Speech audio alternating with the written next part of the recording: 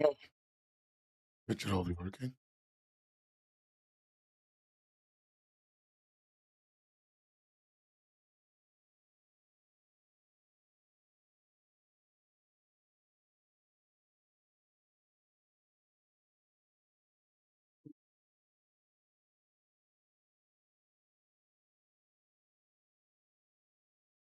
Nothing infuriates me more than opening the internet, x.com.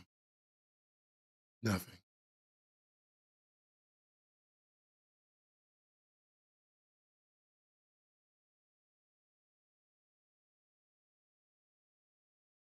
Hey, Paige, I am still dying.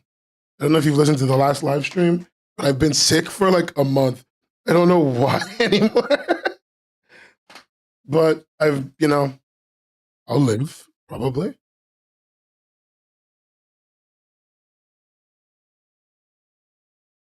How are you doing, though?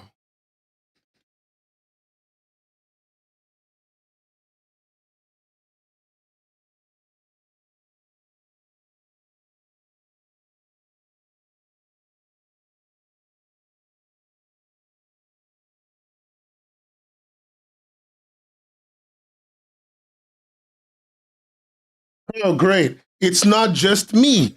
I'm glad that we're all sick together.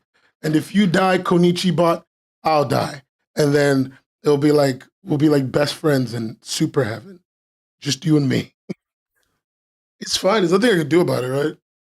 I'm just kind of tanking it because that's the best I can do.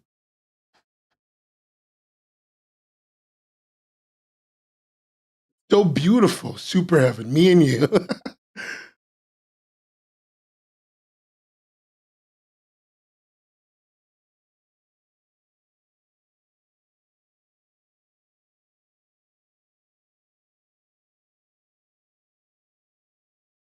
Trying to keep drawing. Oh, imagine being in the United States. Oh, does this say end stream? Oh, sorry, I'm on the wrong screen. Now it's the right screen. So I was doing the work of um what do you call it? Doing the work of promoting the stream as has been foretold in the good book. Also known as if I don't promote the stream, my everyone gets mad at me. All people I talk to, all people I work with get mad at me. Because they're haters. There's so many things I need to get done. I haven't done any of them, which is very classic, to be honest. I don't know if it's the flu. I don't know what it is. If I cough during the stream, I don't have COVID. It would be really funny if I did, to be honest, but I don't. I don't know why that even makes me laugh. It just does.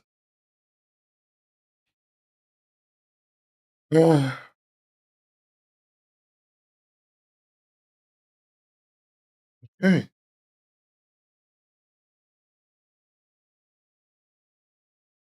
Posted everywhere. I can be bothered too. Good day, everyone. Today's stuff to talk about is actually not as exciting as I would want, but I've just been busy with other projects. Um, I the Kakao stuff is interesting only because um, there's like one topic I want to get to on it. I just want to talk, and it's funny how it's related to Webtoon.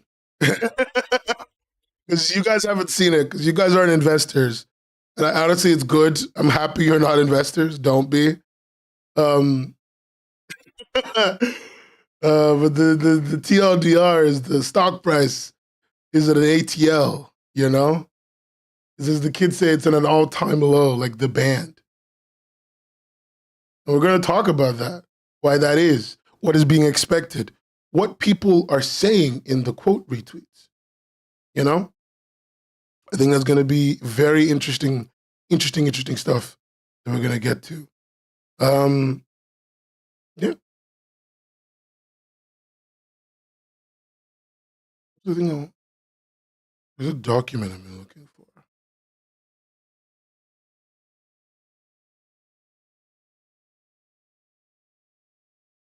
Wait, what?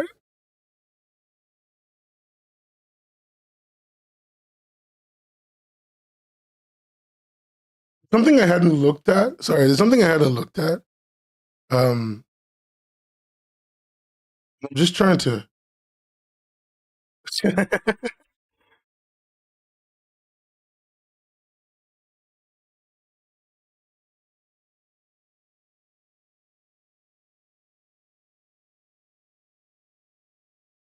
There's just something I haven't looked at. Oh my god! Wait a second. Wait a second. Wait a second. Wait a second. Wait a second. Wait a second. Wait a second. Wait a second. So at the beginning of this year, not really, the beginning of this month, I was like, oh, I haven't recovered from. No, no, that isn't even the biggest problem. I don't think that is the thing that they're still recovering from. It's. Jesus. Wait, hold on 1 second. I need you to do some quick math. 1 second. Wait. Okay, it's not that much. I thought it was more than it was. Oh, the thing I just saw that like freak. Wait, what? Oh, oh, it did happen. Okay. Oh Lord, help me! Lord, help me! I didn't even see this until just now. Like I'm not even fucking with you. Okay, okay. So this is the funniest shit. So just want to check. Yeah, no, with an M. Okay, cool. Um, one of the key securities holders of Webtoon. So okay, you know what? Fuck it. We're gonna get into that one first because I think it's the most interesting thing. I'll talk about that. And she opened on my AI till Sam Altman. Um,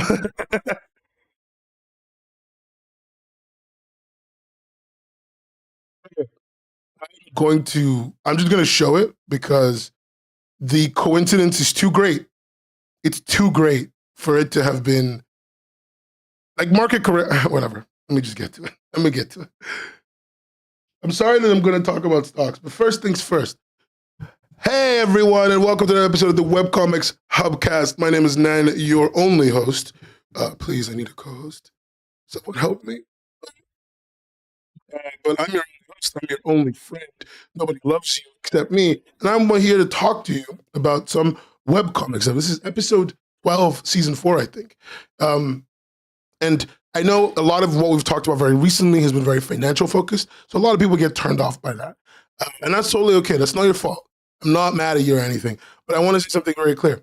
That stuff is really important to understanding how money moves. So we are going to talk about it today, but there is more like non-financial comic news than there is financial. There's two things I want to talk about that are financial. Everything else is like industry stuff that I missed while I was basically not streaming due to being sick. If my voice sounds good, great. I'm really pushing this one. Anyway, hey everyone. I see lots of people in the chat. Everyone's happy. It's important for us to talk about this first thing because this first thing is something I didn't realize until literally this very second. So we're going to talk about Webtoon stock. I haven't emailed them about this because I just didn't pay attention, but this is the Webtoon stock price this month, the last month. And I want to also disclose this. I am no longer a Webtoon shareholder. I'm no longer a Webtoon shareholder because it was, okay, look, I didn't care how much money I lost on this because it was whatever. It was funny money so that I could just be aware of certain things and be tracking certain things and the like. Right? I'm not the kind of person who's like, I don't need money to make me happy. But overnight one day, Webtoon stock dropped $3 to $10.80. In fact, I pulled out my money just before then to put it in Nintendo. So if you're wondering what my money is at, it's in Nintendo. I've been making fat stacks. It went up like $5. I've made back less than half of the money Webtoon lost me, but I'm way closer to what I lost because I put in like $290 something into Webtoon, and I lost everything. I was trading it. I had like $180 left when everything was going. And when the stock is down, for context for anyone who doesn't know, when the stock started, this is when they launched at $21 to $23. This is where we are at $10.56. So it's lost more than half of its price. And I was wondering why this happened because nothing in the current market that I have paid attention to, and I'm going to be honest with you, I haven't paid too close attention. Again, I've been very ill, but nothing in the current market,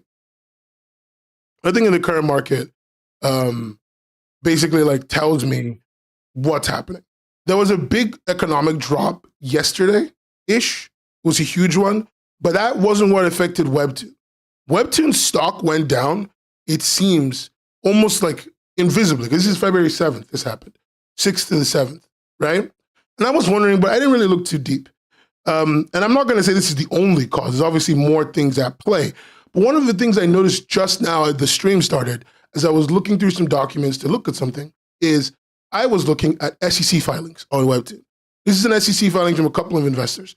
I don't remember what Form 4 means, but like essentially this is what's called a statement of changes in beneficial ownership of securities.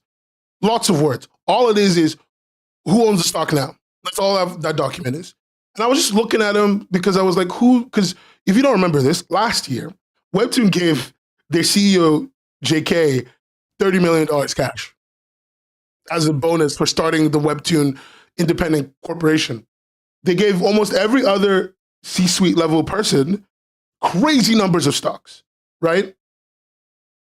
Insane amount of stocks, right? Like they all got millions and millions of dollars in stocks. Even David J. Lee, the man who joined the company barely months before, got insane numbers of money in stocks because he's the meat guy. He's the impossible meat guy. Anyway, I'm like, damn, David. What's going on? I come in to look at the stock info, and I'm here looking at what's called the SEC filing, just every filing, right? I'm trying to like hover over something. And that's such a depressing number to read. It's down so much. In the last year, it's down by literally, it's gone down by more than half from its highest point. Anyway, I'm looking at SEC filings because I'm trying to find out just what the company's been up to because they haven't released a report for Q4, which would usually be the annual report.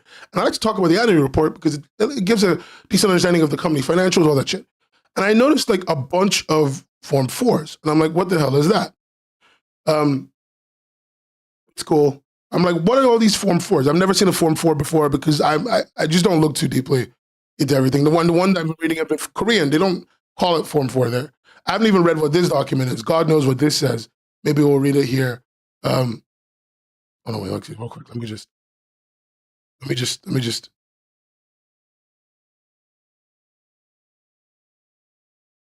it important? Oh, this is what. Oh, great. We have great. The financial report's in there. Great, easy. Okay, cool. We'll talk about that too, I guess. Anyway, so I'm seeing all these Form 4s. I'm like, what the fuck are these? I open them up. They're called Statement of Changes in Beneficial Ownership of Securities. Basically, somebody sold stock. Somebody high level of the company sold stock. So I look into all of them, right? And I'm looking into them. I notice a few things. David Lee, the impossible meat guy, he sold some stock. He sold about 2,000 shares.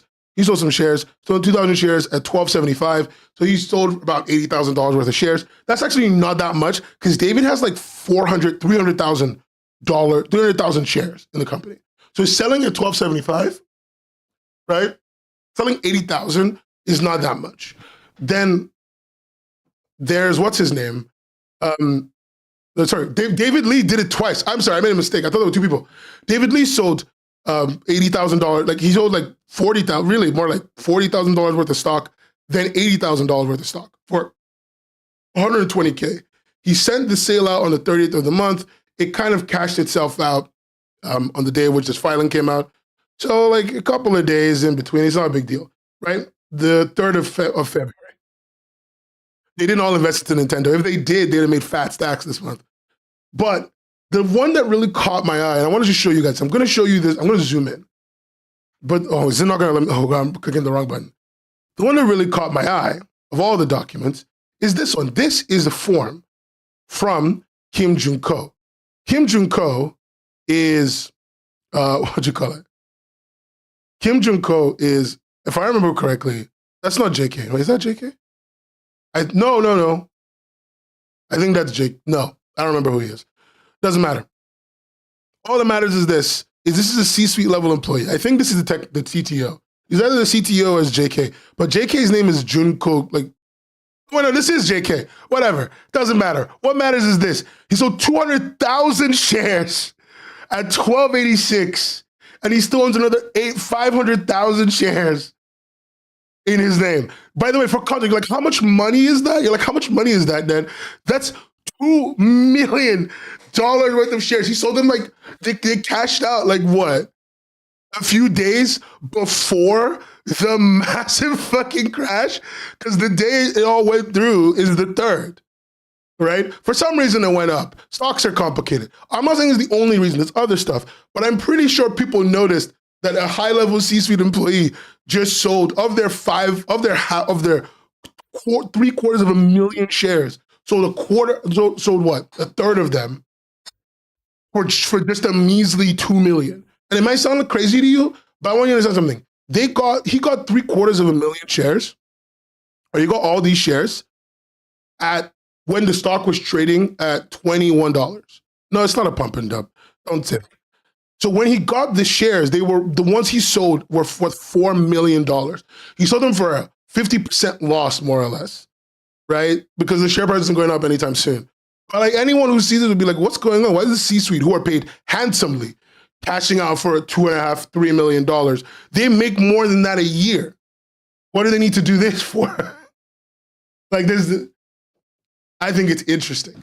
And then while I was looking at that, I was like, oh, what other reason could there be for the stock price to go up? So I noticed this document. This came out on the 6th. This is the thing that is the closest, right?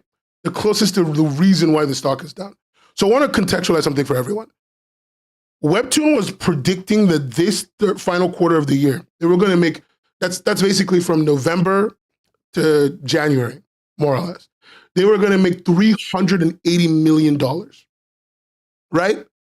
Total revenue. This is ignoring literally everything else. Total revenue, okay? It doesn't matter what losses come up. They said 380 million. Guys, they made 351, and that's why the stock fell off a cliff. This is like the main reason it fell off a cliff, which we just found on stream right now. Webtoon is not on track with any of the money they keep predicting they're going to make. They're doing the classic corporation thing, right? They're promising impossible returns. They're promising impossible returns. Yeah, it's an overestimation, okay? I didn't call it a pump and dump. Someone else did, but I did say it wasn't. I did say immediately that it wasn't. But no, yeah, it's an overestimation. But the thing is, NK, I don't know how much you've been following the stock. Webtoon's been overestimating since the beginning of their time being an independent company. Basically since the middle of last year. And this isn't the first time they've overestimated. This isn't the first time they've overestimated by this much. And at every investor meeting, I listened to the quarter 3 one, the quarter 4 one, they haven't had a meeting yet that I know of. But if they do, I will tell you. But even at the last 2, when they overestimated revenue, Webtoon was basically saying, yeah, the reason we lost money is because of currency exchanges and blah, blah, blah. Like, they literally said it was the exchange rate, that's why they lost money. But even and last quarter, it bared out because in a constant currency basis, which just means if the value of the foreign currency they were trading did not lose value to the dollar. So basically, if the yen was $100 when they started working, if it stayed $100 to 100 yen to the dollar, right? If that stayed the same, what would they have actually made? Is what they're saying. And last quarter, it bared out because they technically made 340 on a constant currency basis. This quarter, they made still 20 million under their predicted, even on a constant currency basis. So this isn't just an overestimation. It's almost a lack of understanding of the performance of your company. Oh, it's good I'm glad you're able to catch my stream. I hope I don't sound stupid, but I'm glad you're here, mate. It's concerning. And it also ties into this. So if you guys are probably looking at the document, you're seeing this net income range where it shows these numbers in below brackets like that. That means loss. That doesn't mean profit. So that means for the entirety of the year, sorry, I think most of this money is because of, it's so stupid. And I think most of this loss is because of other things. But last quarter alone, they lost $100 million. Now, what's the most recent thing that they've basically dumped about $100 million into?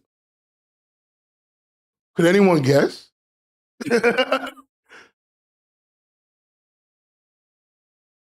So Ski Cook, yes, most entertainment. In fact, I'm gonna highlight that comment because I need to. Oh, well, my thing is in the way. Yeah, most entertainment companies do over-evaluate, but they over-evaluate in large part because most entertainment companies are run by non-entertainment companies until very, very recently. Also, the contest. Thank you, Kylie. But until very, very recently, right? Kiko, almost every entertainment company was run by like a tech company, right? Like what was it? AT&T was owning what was it for Warner or whatever? Like they were all basically being owned by tech companies. And so it led to a situation where, these were over evaluations by people who didn't understand the industry, right? But now this Webtoon isn't being owned by tech company. Webtoon it's all them. It's not fucking John Schmo over at AT&T telling you how much money Warner Brothers Discovery is going to make, right? It's not that. It's the guy in the second room of your office telling you that your company's going to make $1 billion this year. And look, don't get me wrong, they're still $1 billion company, and losing only $150 million over the course of a full year is actually really good, right? It's actually really good money. But it's interesting. Everything overall, oh yeah, it was him. Yeah, no, it was him. He did liquidate like $3 million of shares. Bro, the way this company manages to make investors feel so scared. Why is the CEO of the company I've invested my money into liquidating a third of his total stock ownership of a company, right? Sorry, you people who've missed it. JK liquidated a third of his total stock ownership of Webtoon, right? He owned like 700,000 stocks. He liquidated like a third of them, about 700,000 stocks. Look at a third of them, right? For this amount of money, about $3 million. And it just is so weird watching a company estimated revenue goals. Their highest level C-suite employee is fucking liquidating a third of all his assets as soon as he can. Like, what the fuck? I don't even know. And look, this is preliminary estimations. I'm sure when the numbers come together, we'll have more concrete numbers. But all this is telling me is that I don't think Webtoon was ever ready for the limelight. Where does this money come from? So you mean when he liquidated, so when JK sells all his stocks, are you asking where the money for his stocks comes from that he gets back? Is that what you mean? Because we're asking that, all that is when you sell stock, you sell any amount of stock, so for example, he sold on the 30th, it took a few days for it to like happen, right? It just sits in the market, slowly being sold out at that rate to anybody who buys it. It's basically like auctioning off a house for $1,280. And the only reason why it's sold is because the day after he liquidated all his stocks at $1,280, so this is the third. He liquidated on today at $1,286. It was below market rate. The rate went up to $1,369. So people were like he basically sold under market rate at the time, $1,286. So people bought it because it was cheaper than buying these stocks. And if you're like, oh, why can't I buy stocks like that as a regular person? Oh, easy, because you're not a big company. They auction these stocks to like massive companies, massive corpos, pension funds, all that shit. Basically just who just buy any stock, and they do what's called cost average, whatever the fuck, where they buy stocks, whether the stock is doing well or not. Because if you buy at a relatively low price over time, if you buy consistently over time, you almost always make a profit, which is only borne out for complicated economic reasons that we don't care about. Anyway, so that's the thing. That's the bit. Hey, oh my God, it's the Yowie army. Jingle your keys. Oh, my keys are not jingleable today. I was gonna jingle my keys for you. The keys I jingle whenever people are getting distracted by my stock talk. Yowie, finally, the final evolution of man. Like you've not missed too much. But the reason I wanted to bring all this SEC filing shit up is because I want to show you something. This is my thumbnail today. This is a thing about Kakao's operating profit. This doesn't actually matter. What Kakao is working with OpenAI on some big Kakao Talk project, it literally doesn't fucking matter because Kakao is just losing money. Kakao is hemorrhaging money. And I was like, why are they losing money? They're one of the most profitable companies in Korea, right? They're losing 100 billion won, which is about $1 billion, which is a sizable amount of money to lose in one quarter. In one quarter, losing $1 billion is, not losing $1 billion, sorry. Losing, I remember how much they lost. Forgot it. No, sorry.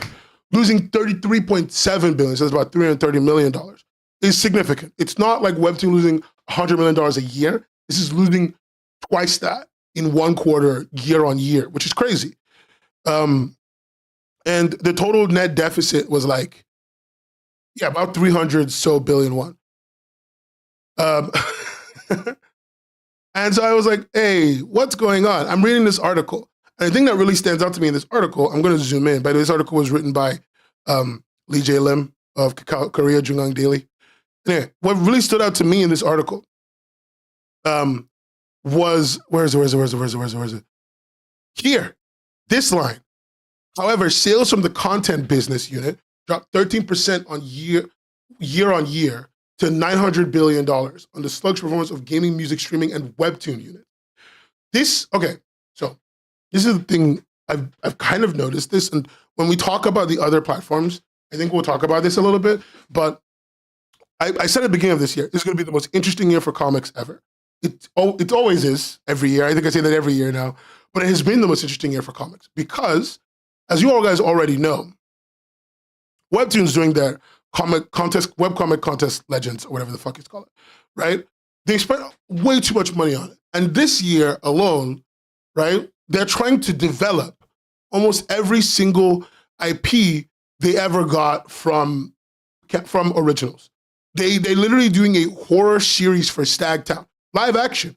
And there's a lot of other animated things coming out. True Beauty is getting an animated version. There's already like a live action of True Beauty. There's going to be 2 versions of True Beauty. And it's not the only one. Every single creative person in the comic game right now is looking to diversify because the comics industry is fundamentally, despite the low cost of everything, in terms of to the end consumer, the comics industry is fundamentally a luxury industry. And right now we are headed into one of the worst economic recessions that we're going to hit. I'm sorry to talk about this, but the recession's been coming the whole time. A lot of it is for complex political reasons that I don't want to talk about. Because if I mention the big guy's name, everyone's going to get depressed. So just imagine who the big guy could be. Anyway, it's so strange to say this, but with geopolitical tensions at play, with people more and more scared, we were in the recession, but the recession is getting worse. I'm sorry. We've been more and more scared to spend money, right? People more and more scared to invest in certain countries, especially the US. We're going to be seeing, oh no, oh God. Oh my second screen just went off. I couldn't tell you why. One sec. I need to fix this for my sanity. This is so annoying. Why is my second screen cut off? I don't even know why this happened. Sometimes my second screen just goes, nah, bro. Not today. Actually, my third screen, because I'm so bougie and rich like that. But I've got 3 screens. Give me a second, chat. I apologize. Technical difficulties.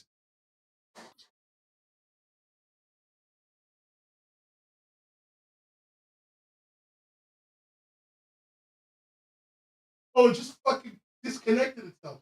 You're joking. This is so dumb.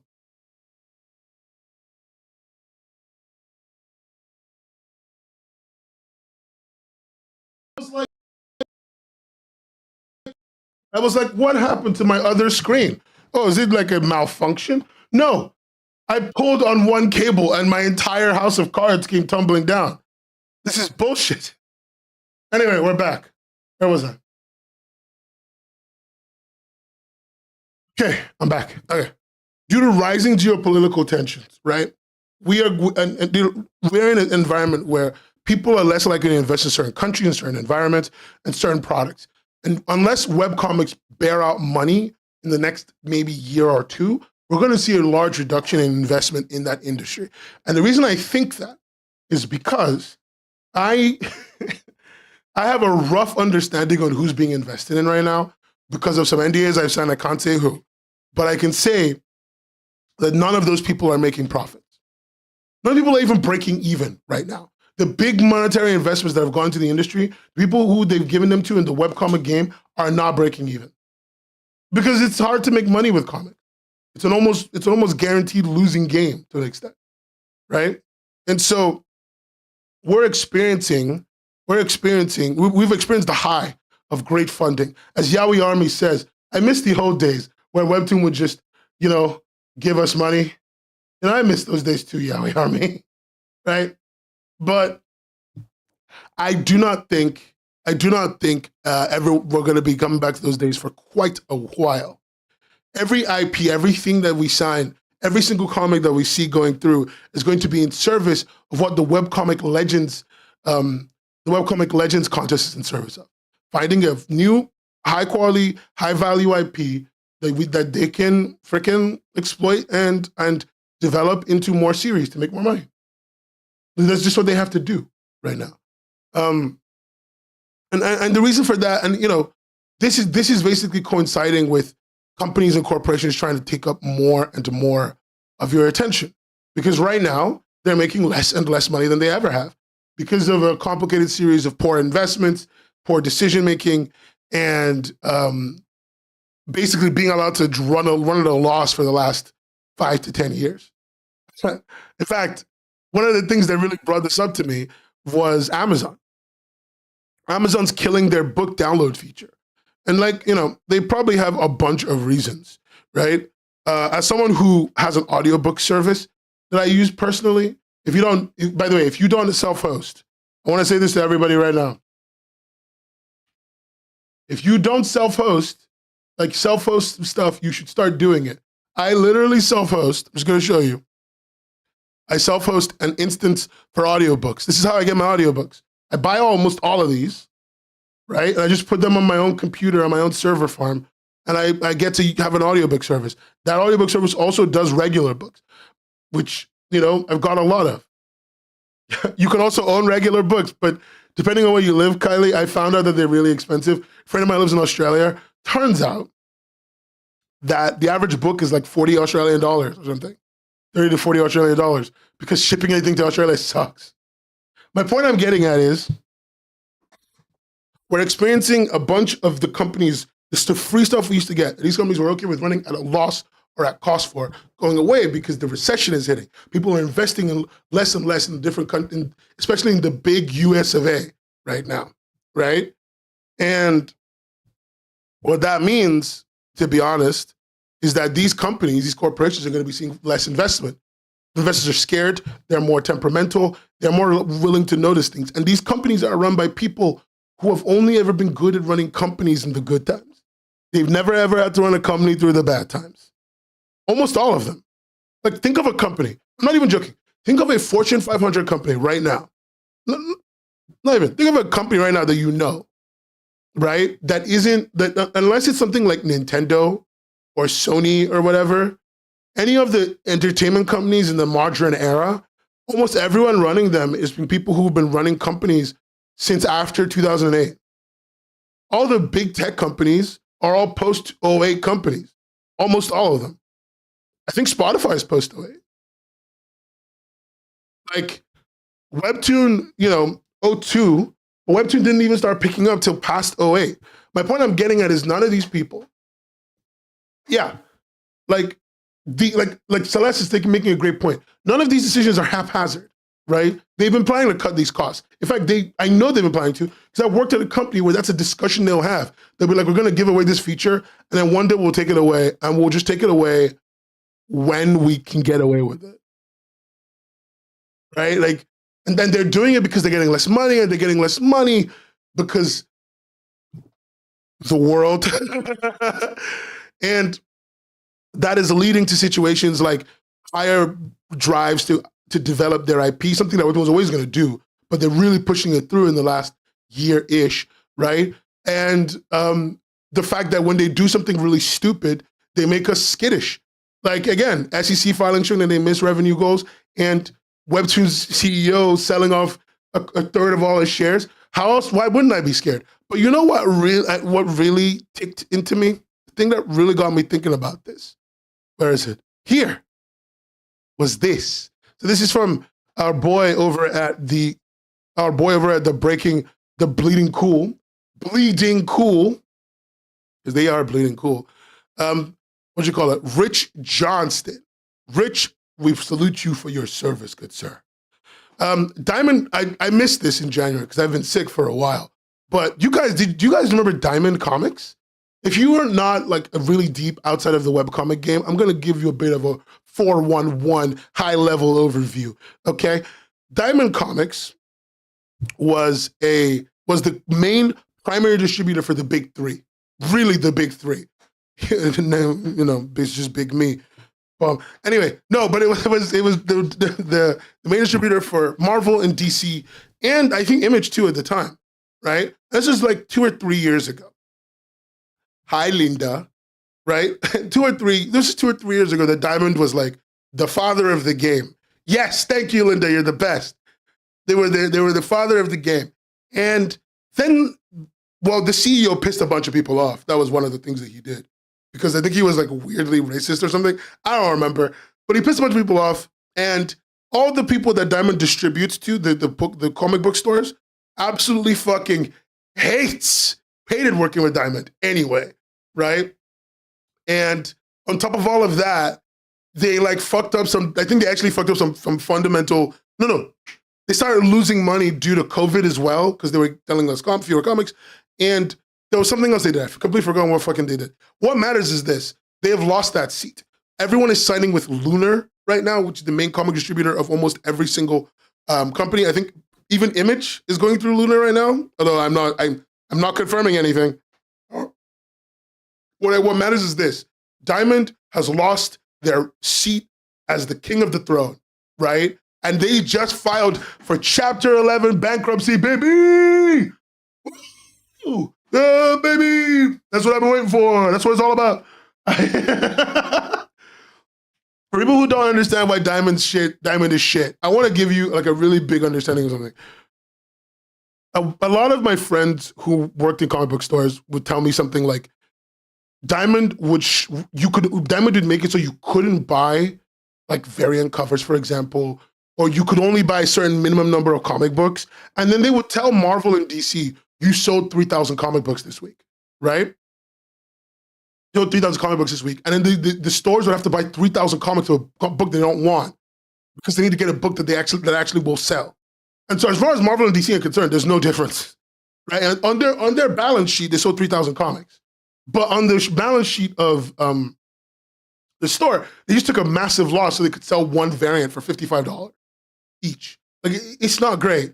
And then like also Diamond was fucking up distributions, regularly late, regularly inefficient. Iron Mouse talked about how they basically wasted her time all the time and like would regularly not ship to the right people because she wasn't a big enough client for them to treat like an act with respect. It was an absolute fucking shit show, right? And so they filed for Chapter 11 bankruptcy. And the reason why I got thinking, as I said, I got thinking about it because I'm like, the investment in companies is so poor that even Diamond isn't going to survive this. They're a nightmarish company to work with, so I'm not surprised. Now, I want to say something really clear. Chapter 11 bankruptcy is not like proper bankruptcy. Like proper bankruptcy in all of our heads, I think, is you're out of business, rip bozo, as Kunichi Bot says, right? But no, Chapter 11, Chap 11, as they call it in the biz, that's the cringiest thing I've ever said. Chapter 11 is a reorganization bankruptcy. What that means essentially is the company is going to hire someone to basically run, or get a law firm to basically run the company, reduce costs, fire people, blah, blah, blah, blah, blah. But And by the way, one last thing. Diamond is the people who were running Free Comic Book Day. So this Chapter 11 bankruptcy, which is coming from the fact that one, nobody's investing in this market as much anymore, but two, they've lost their seat on the throne, has led to Penguin Random House taking the reins as the kings of Free Comic Book Day, right? They've basically taken that up. Also, Diamond owes them $9 million. I don't even no. We still have Free Comic Book Day. It's just with Penguin Random House now. Yeah. Oh, Penguin.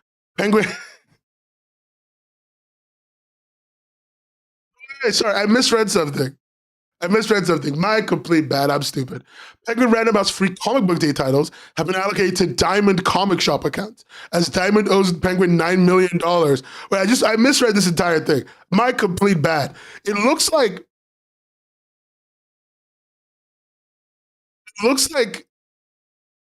they may not receive. People are just not going to get their Penguin Random House Free Comic Book Day comics because Diamond fucked up. No! No! Diamond has done it again. They fucked someone else over. It's a beautiful day. It's a beautiful day. I'm just so fucking tired.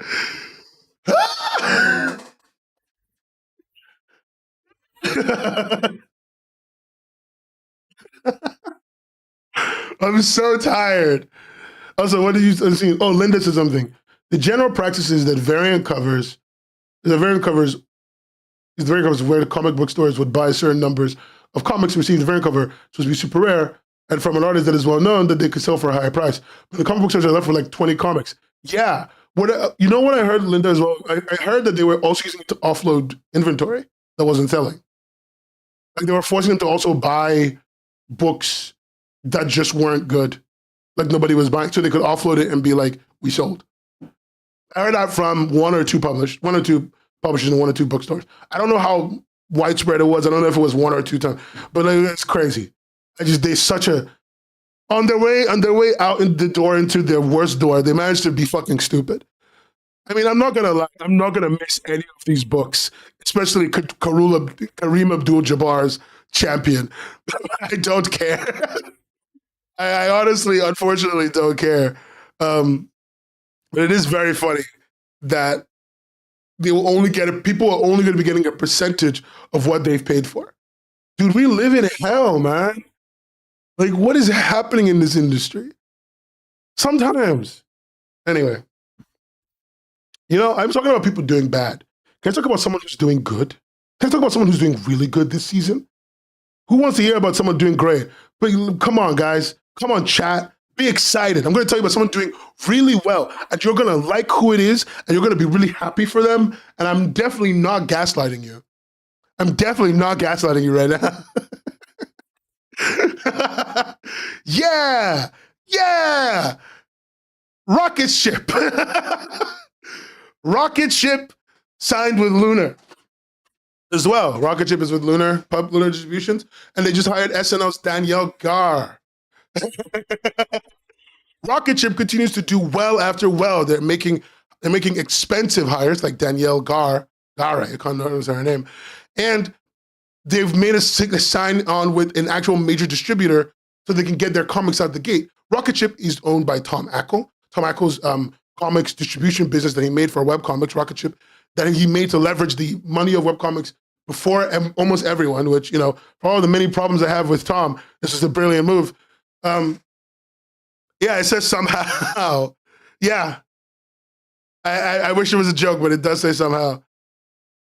The thing is, like, Rocketship basically managed to cement itself as a proper publisher distributor. This is a proper publisher. They have done, by doing these three things, they've placed themselves in a very advantageous position. Two things. Very good position. They've legitimized themselves. Now, I have something to say that is going to sound really bad, but it's because it's true. Rocketship still hasn't given me like half the books I got through Kickstarter with them. Is book retail still a thing? Online only, yeah, we army. Online only. If you're running, from what I understand, if you just leverage the influencer angle, yeah, like it's perfectly, I think. But anyway, half of the stuff I ordered through Rocketship, I ordered through their Kickstarters, has not arrived. Like I wish I don't like to be Like I want to be so real with you.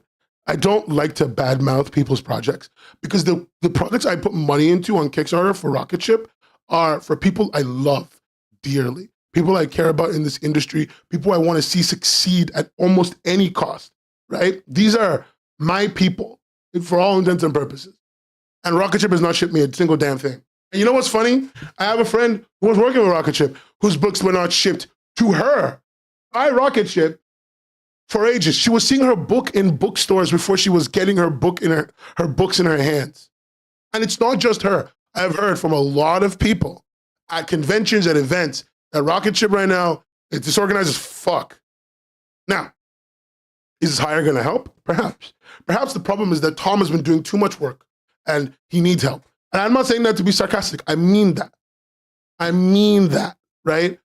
I think he may have been overwhelmed, and hiring a powerful VP of sales and marketing basically puts him in a position where he can focus on, you know, the fulfillment part of the business, the Kickstarters, all of that, and somebody can actually do the marketing and do the sales numbers and do the distribution and talk to bookstores and the like.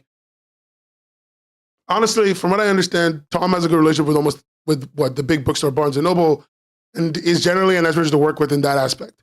I want to be clear. I don't like, as much as I don't like the guy, and I don't like the guy, I think he's been shady in his past, and in a way that I don't think is okay for this industry. The guy generally has a good reputation amongst the people that matter when it comes to IP development. Yeah, SNL, Saturday Night Live. Yes, SNL, that one. You know, it's an interesting place to be. I am highly shocked at this news, but you know, I'm happy to see growth in the industry, regardless of who it's from. Regardless of who it's from. And I'll be happy to see you hit that like button, hit that subscribe button. We're halfway through the stream and I have to do this. I have to do my call to action. If you don't like the video on YouTube, I die. Anyway, as I transfer to comics, I'm gonna be honest with you, Ski Cook, marketing and sales jobs transfer pretty well no matter what you're doing. Like it almost doesn't matter, right? It's just, there's a formula to marketing and sales that you can use and you can do. And a lot of marketing especially, a lot of marketing is like seeing the event, the campaign through. So you don't actually have to be a great comic marketer. You can learn that over time. It takes almost relatively no time compared to almost any other position in the job. So I'm not really shocked. I think it's perfectly reasonable. I wouldn't call this a bad hire. In fact, I would call this a great hire. She's got tons of experience with working with SNL, working in a media company, probably working in other places. And if we look her up, we look at her LinkedIn. In fact, let's look at her LinkedIn. Also, I think it's really funny. Rocketship has signed a deal with Lunar Distribution, Antarctic Press, the right-wing comic company, because that's what they are. They're not like evil or anything. They just make a lot of right-leaning comics. I don't think it's a bad thing. But like I think they could make a deal with Lunar, from what I understand. Or I think maybe they made it through Mass. I don't remember, but it wasn't great. It was some bad news. Anyway, let's look at her LinkedIn. Let's creep on this random woman in America's LinkedIn. Okay, 15 years of experience. Where has she worked? Rocketship, DCG Brand Operations, NBC Universal, Comedy Central, MTV. I mean, I think she's got the chops. These are all big media companies, you know? She's got the chops. She works with big teams. I don't know, seems good. I mean, I'm crazy, but I think it seems good. Anyway, I want to get to something. Where is it? Hey, Tufel, how you doing? Can we do a little, like, Gold Digger? No, they're not making Trump comics. They just make comics with a right-leaning edge. You can see it in the content. They're not like bad. Again, Dr. Press are like everyone I spoke to from there for work when I worked at Global Comics was lovely. They're nice people. None of this is an indictment on them. They just make right-leaning comics. Their writers are either right-leaning or, you know, at the very least, okay with those topics. And there's nothing particularly wrong with that. A lot of their comics come under that umbrella. I wouldn't even say all, but a lot of them do. I think that's just the way it is, right? Is them all signing under the same distributor just having starting the same Diamond problem over again? Kylie, in some ways, yes. Because the reason, like, Diamond, but the thing is, Lunar just has been better. The problem is right now is like assuming, how do I put this? Choosing a distributor in comics is hard because if you choose one that's too small, you will never be able to service your clients at a reasonable price, right? So you want someone that already has scale. The problem is when somebody has scale, they tend to be the only distributor that can handle the scale everyone needs. So like Lunar. And that leads to the behavior that Diamond displayed. Except because Diamond has been punished severely, nobody wants to end up like Diamond. So at least in the short term, it's not going to change anything. In the extra long term, Lunar might go down the Diamond route. But, we'll see how that goes. The distribution game in comics is unfortunately wrought with awful like lack of market lack of market competition. So I don't really know what to say about it. Anyway, can we like do a little thing? I want to visit all the underdog comic platforms. I have some things I want to look at. This is a great time to bring up any news you've heard that you want to tell me. I'm always open to hearing something, much like you should be open to liking, hitting the subscribe button, and joining my Patreon. It's a tier where I help people with editing with reading and like offering advice on your comics. If you want me to. I'm doing one right now. I've been really busy, Sam, forgive me. But it will be done soon. But look, generally, if you join my Patreon, it's good. I do things there sometimes. Most comic shop owners don't have time to deal with multiple distributors weekly, though. That's true, Ski Coke. But a large part of that is because, unlike every other industry, like, how do I put it? Like, even a small, like, grocery store can deal with multiple distributors. Unlike every other industry, the comics game doesn't have enough content going through it to justify working with multiple different distributors. And on top of that, there's no like system that allows you to basically like, there's no system that allows you to like deal with the distributor and then in a fully offline digital click button way. You have to do a lot of manual labor. It's a lot of work, right? Like it's still a lot of work for a lot of comic book stores as far as I understand it. So, you just got to find your one baby and you got to work with her. Yaoi Army, we got reached out to by Blocktoon's official, but didn't even bother offering incentives to post. Yeah, no, I mean, Blocktoons is bullshit. It's, okay, Blocktoons and another one, I forget their name. They're both from India. They're both Indian companies as far as I can understand it. And I don't know what their game is. I couldn't tell you what their game is. It looks like they just want to be there.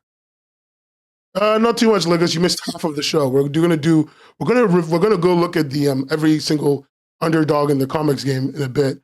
Graphite played 100, 200. Okay, Yaoi Army, I can tell you this because it's been years. Graphite paid somebody $10,000 to just not even to match, not even to upload per chat episode, just to upload everything they had of one comic, 10 grand. You can guess who it is probably, but yeah, 10 grand, crazy. No, Brox is not the one with the kid from Harvard or whatever. The one with the kid from Harvard, I still haven't even bothered to look into. He's so, whatever, I'll get to that at some point. But yeah, let's look at the rest of the industry. Let's look at what's happening on the other platforms. Webtoon and Tapas, we see all the time. And I'll talk about this video contest in a second, and I'll talk about other stuff. But first, let's look at what's happening on Namikomi. Okay? I know they're still doing their, are they still doing their contest? Yeah, they are, aren't they? Nami's Treasure Trove. God, this sounds so sexual in retrospect. I know the Namikomi guys watch the stream. Guys, you've done nothing wrong. It's me. It's my fault. Blame me. Nami's Treasure Trove just sounds wrong to me. No one sees Tapas. I'm going to tell you something, Lingus Quiggus. No, it's not. It's Global Comics and Namikomi are not more popular than Tapas. They just aren't. They objectively couldn't be, unfortunately. Yeah, the Treasure Trove is monthly. Oh, falling in love with my ex fiance's grandfather one. This isn't this a webtoon original? Oh wait, it's not. No, it's not. Yeah, I was like, this is Hansa. This is Hansa. I recognize this art. Good for Hansa. Um, like again, people are showing up to win and they're winning the prizes, and that's great. I still don't think this is a great long term prospect. I am the final boss hasn't updated. Maybe they have. Oh my god, they've updated. Let's go. What the fuck? When? No, wait, they haven't. It's been a year. Okay, cool. For a second, I was gonna say I thought this was 6.5, but it wasn't 6.4. Anyway, they haven't updated in a year. They just have such a good looking comic. I actually asked them if they were going to, as soon as they hit the next goal on their Patreon, they will. They have not. I have half a mind to give them $300 so they make the next chapter, but I just haven't had time to think about it that hard. Um, but no, like again, I still think this contest thing is not a bad idea, but considering the limited funds they're working with as a company, because they're a small company, I think it makes sense. But I'm not a fan of this system. The system is incentivizing a certain kind of behavior, and that behavior is evidenced by the fact that third place here and the final boss hasn't updated in over a year, and a lot of comics fit that bill. In fact, a lot of comics like that exist online. But also hasn't this won before? I could swear this has won before. Maybe I'm just misremembering. Doesn't matter. Oh, it did. Oh, great. I wasn't crazy. I wasn't delusional. I was right. It has won before. Is it for translations now? I swear it was for money. What happened to the money? Oh, translate. What happened to the money? Wait. Sim. When did this change? You're the one who's been keeping track of this shit. When did this change? This was for money before. I could have sworn this was for money before. I could have sworn it's for like $2,000 or some shit. Am I crazy? No, I'm not. I'm definitely not crazy. There was money on this, right? I talked about this a year ago. No. It couldn't have been. No. I could have. I swear to God, this had money. This had money. But I feel I have to go to the Wayback Machine. We have to go to the Wayback Machine. I feel like I'm getting gaslit, and it's not their fault. It's not their fault. I'm just getting gaslit. Yes, thank you, Fruit Tarts. It's not just me. I'm not crazy. Thank you. Like, what the fuck do you mean it wasn't for money? You people are actually evil. What do you mean it wasn't for money? What? You guys are mean. You guys are gonna let me sit here and lose my mind alone. Wait, what's happening? Is Internet Archive still down? Is Internet Archive still down? Like, I know they've been getting. Oh, oh no. Oh wait, cool. God. Oh, Fruit Tarts. Fruit Tarts is the only one keeping me sane in chat. Thank you. Thank you, Fruit Tarts. You know what? Let me see if I'm gonna. I can't be bothered. I'll do it later. I would have gifted. If this was Twitch, I'd have gifted you a sub, but this is not Twitch. we don't got that. Okay, let's go back. 2023. No, you guys saw it late. You guys must have seen it late. No. I refuse to accept the reality that you've put forward here. You're all delusional. You're all fully delusional. I don't believe any of you. This is a deep state conspiracy. This is a deep state conspiracy. All of you in chat are saying this. Yeah, it would have been 2 years ago when they were doing it for money. Yeah, good.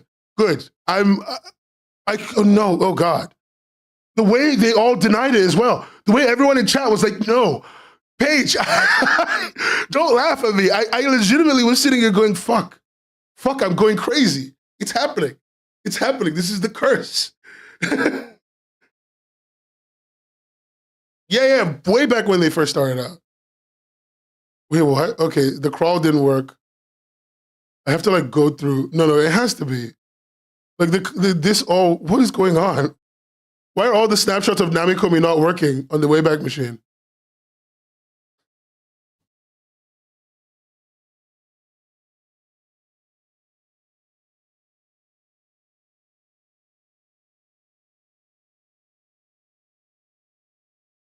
Solely valid that they did that. I mean, like when they did the contest for money, I said the same thing. Yeah. I mean, free touch back then, that was the only interesting incentive, right? You put into a contest for money.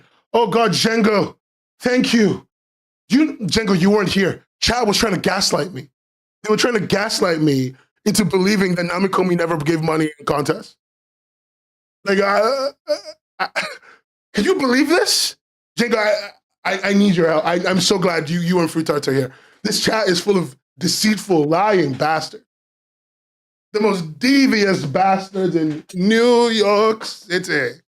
I've been watching a lot of What We Do in the Shadows.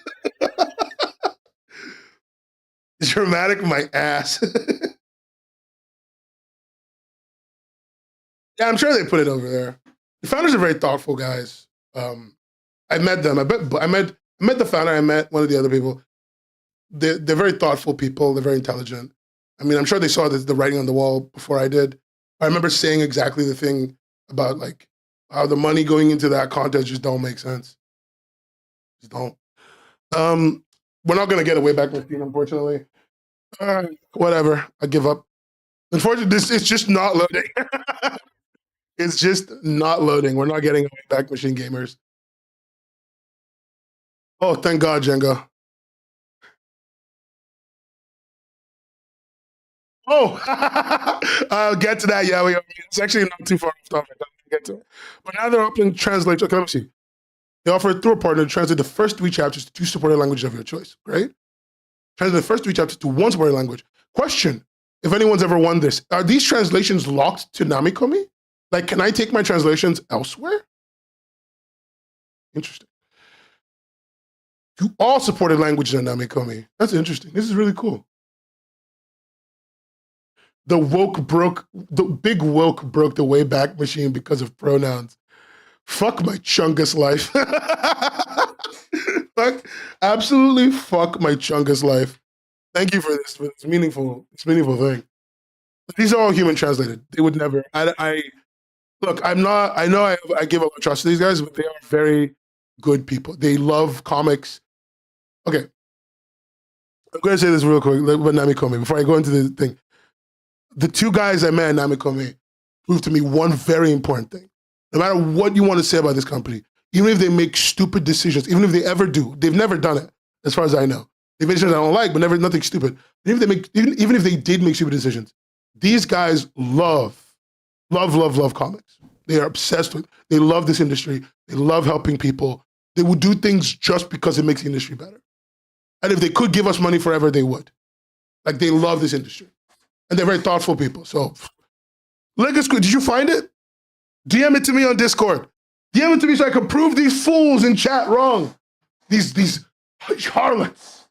What the fuck is happening? Harlots is a word for sure. From the Yaoi Army. Did the last winners of the Webtoon contest ever launch? Didn't they promise an animated episode for the winner? Oh, so here's the thing. A lot of them didn't launch. One of them, I think, got trapped in development hell. Like, I don't know what happened to like a lot of the comics that won the contest. They just vanished. One of the people that interacted with, one of the complaints I saw online about the contract, it seems like a lot of people got caught up in that, dealing with like not liking their contract or whatever. I don't know what's become of these creators, and Webtoon doesn't push people to release, which is, I think it's perfectly fine. Webtoon doesn't push people to release at a certain time. You have as much pre-prod as you want. It's your money. As soon as pre-prod is done, then they pay you. So, I don't know. I will say I have not seen that animated episode. I have not seen any of it. And it would be probably very hard to get the animated episode because Rooster Teeth went under. That's who was offering the animation, Rooster Teeth. Rooster Teeth went under. So I don't think we're ever going to see the animation anyway. Right? So, contest winner go crazy. I should probably look into it, but I've just not been interested because it's not very interesting. But if anyone knows what happened to the contest winners and you're listening to this and you don't want to be in chat, if you don't want to be on chat, I'm super happy to talk off record, right? So we talk off record, just me and you, chat. None of it will go on news. None of it will go anywhere important. And maybe we could even make something together to put out, talk about it. And I'm happy to keep you anonymous. I have anonymous. My email is a completely anonymized tip line on a secure server. So you can email me at Nan at webcomicshub.co.uk or business at webcomicshub.co.uk. I read those emails about once a week to once a month. So yeah. From my understanding, Webtoon drags their feet on purpose if artists try to negotiate for fair contracts. Paige, it's not that they're dragging their feet on purpose. They're just, the lawyers at Webtoon are not your lawyers, and a lot of creators are expecting Webtoon to kind of like, oh, thank you so much. Yes, you found the links. Gamers, look, they were giving money. Thank you so much, Ligus. They were giving away money. Fuck my Chungus life. They were giving away cash money. Yes, baby. I was telling the truth. Anyway. Yeah, they Namiko me like is super ethical, super nice, super creator focused, lovely. Anyway, from what I understand about the way Webtoon contracts work, it's not that they're dragging their feet. It's just lawyers take a long fucking time to do anything. And the idea of entertainment law is, I have my lawyer, you have your lawyer, our lawyers talk, we don't talk. Just one day the contract negotiates itself and we're done, right? But creators are not lawyers and they don't have lawyers. And talking to Nami Komi's lawyers who are not, talking to Webtoon's lawyers who don't care, you know? Their only goal is to protect Webtoon. So negotiation just takes forever. It just does, you know? It's not a malicious act. However, am I saying, could they change it by paying them better? Or, you know, hiring a lawyer specifically to deal with creator affairs? For sure. Will they change it? Hell no. They just won't. That's not going to happen.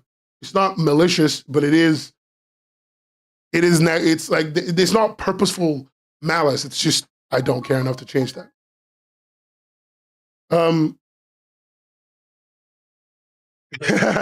They haven't closed the 2025 contest. It's still going on.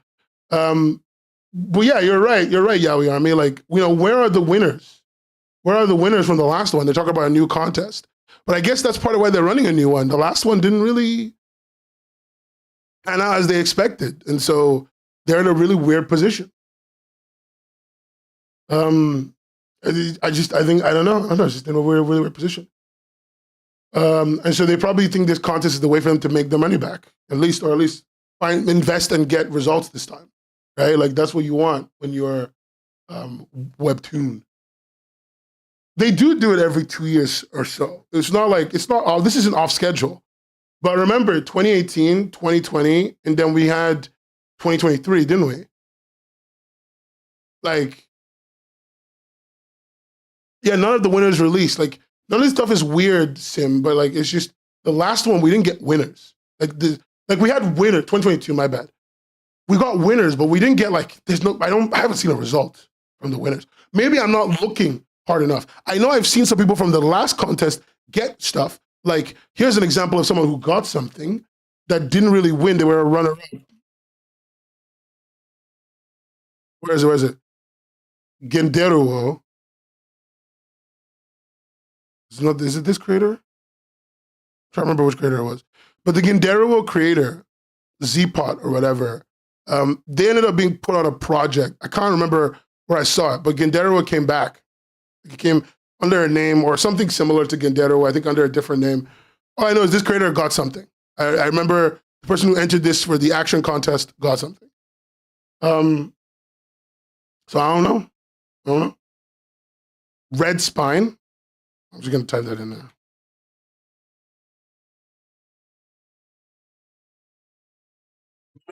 Yeah, this is the one I'm thinking of. Yeah, the guy who drew this. This is the one. They were not this is Z. This is them. Thank you so much. Chat, why are none of you as helpful as Ligus is? The only people who've been helpful in this chat are Radar and Yaoi Army and Ligus Squigus and who else? I guess Paige is here. Paige is good. I love Paige. So that's it. What are the rest of you? None of you giving me nothing. Me just complaining at the chat that I love deeply and dearly. And Gleam is crazy. You're joining the contest, Yaoi Army? I mean, it makes sense. Kind of crazy how they had an entire contest and then all the winners vanished into the night through dev hell or something else. Yeah. I reposted you on Blue Sky. I have nothing else to give. I'm cooking. Have you guys thought of maybe treating me like late night television, sitting right at the table, getting the food ready beforehand, sitting at the table, watching me on the big TV like you're supposed to, like working on my fist pitch is nuts. Oh, you reminded me. Hi, Arcrums, by the way. You reminded me, Arcrums. I'm reviewing every single Viz one shot, original one shot. I've been writing reviews of every single one, and it's really funny. I made a tier list. Oh, I can give this. Let me show. You don't read any of these titles. You're in the dark and most of this conversation. It's okay. I don't read Red Spine either, Ski Cook. But the creator of Red Spine was a runner-up in the last Webtoon contest. That's the big thing that happened here, right? Just so you know, that's the big thing here, Ski Cook. Scale Hunters were the winner. Yeah. They disappeared. I feel really bad because one of my biggest regrets of the call to action contest was calling Scale Hunters boring. I felt so fucking bad because I called it boring. I said it was kind of boring and cringe. Like I meant to, you guys know how I joke, right? No, I don't think Red Spine won anything. They were a runner-up. I swear they're a runner-up. They didn't not a runner-up winner, like a runner-up below the winners. But you guys know how I joke, right? You guys know how I make a lot of really stupid jokes for me, and you guys are used to that. But the Scale Hunter creator saw the video where I reviewed all the webcomics, and I called them cringe in it, and they don't understand any of this. And then they literally responded to the Reddit post of the link of the video with, "I'm sorry we were cringe." And I just sat there, had my head in my hands, like, fuck. Ah. They didn't even say good video. Sorry we didn't meet up there. They said, "I'm sorry we were cringe." I sat there, I was like, fuck, I did it again. I need to make a YouTube apology video. Hold on, wait a second. Let me make a YouTube apology video right now. Let me make a YouTube apology video right now. Where's the room?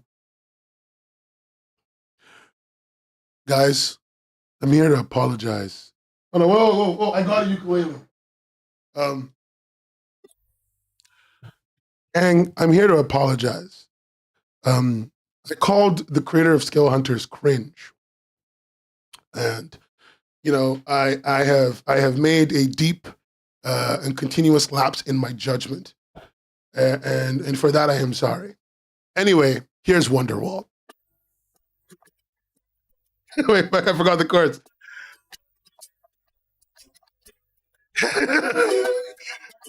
Thank you.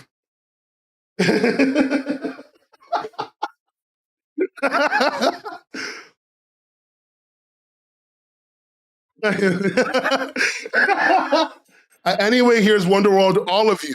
No one can stop me. Fuck you. What more could you ask for? I did ukulele, you guys. I could have hooked her up. 5 out of 10. Fuck you. This is more than a 5 out of 10. You guys are so fucking mean. You guys are so fucking mean. Why isn't my chat full of the nicest, loveliest people on this planet? You're supposed to be like, wow, Nan, that apology. God tier. We write about you in the history books. Here's what I get instead. I get bullied. I get called names. By the way, if you want to submit fan art of me or cows, or apparently draw me as a comic with boobs, you can. All the art goes in this page. I use this often. I use the screen often. I love getting fan art.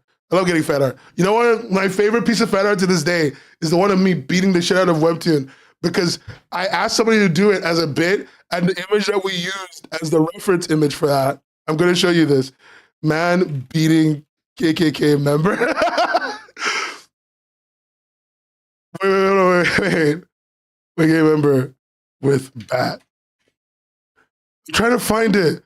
I can't find the video. It's from an image of a black man beating a KKK guy. He's beating a KKK guy to death with a bat.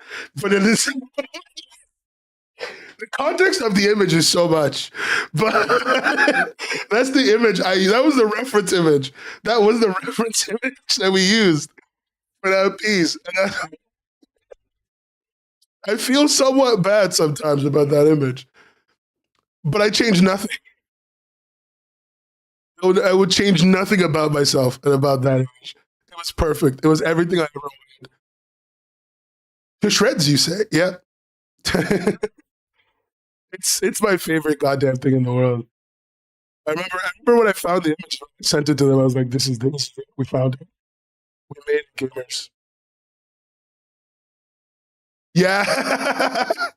How do you do, fellow kids? Oh, I can't find the reference. I can't find the reference.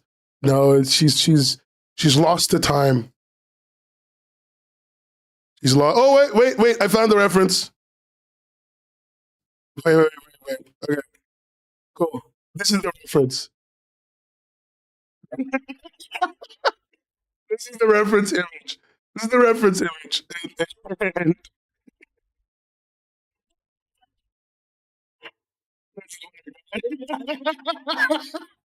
favorite image of all time. Never gonna forget this. Top 10 images. That's why you should hit like now. If you like it now, if you like the video now, then I feel better about myself. Anyway.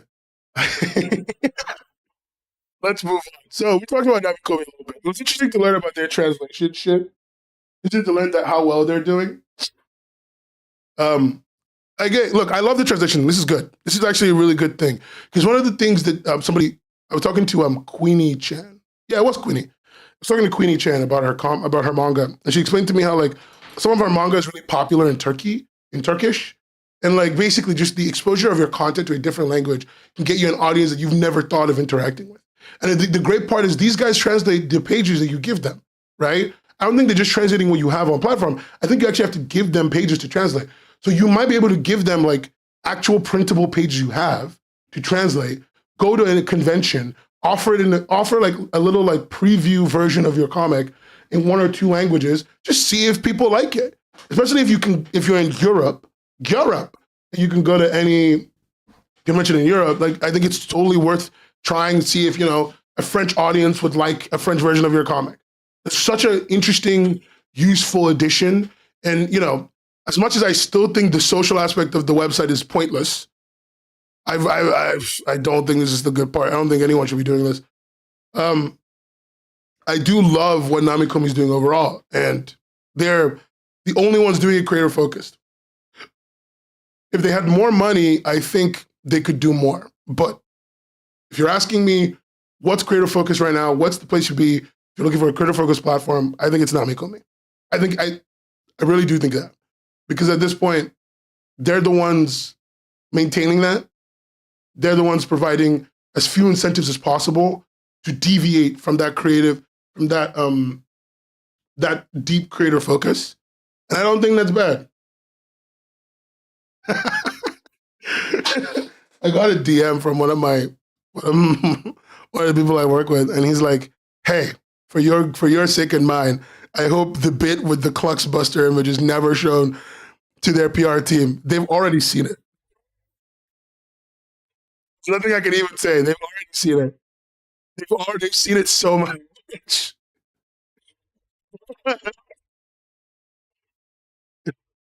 There's nothing I can do about it." Okay, let's look at global comics. Actually, no, before that, let's look at VoiceMe. So here's some things I've learned about VoiceMe. You converted me to Comic Fury a while back. I get what Comic Fury's whole deal is. I still don't really like Comic Fury, but I get it. VoiceMe is still here. Against all odds, it has not killed itself. I don't know why. I don't know why.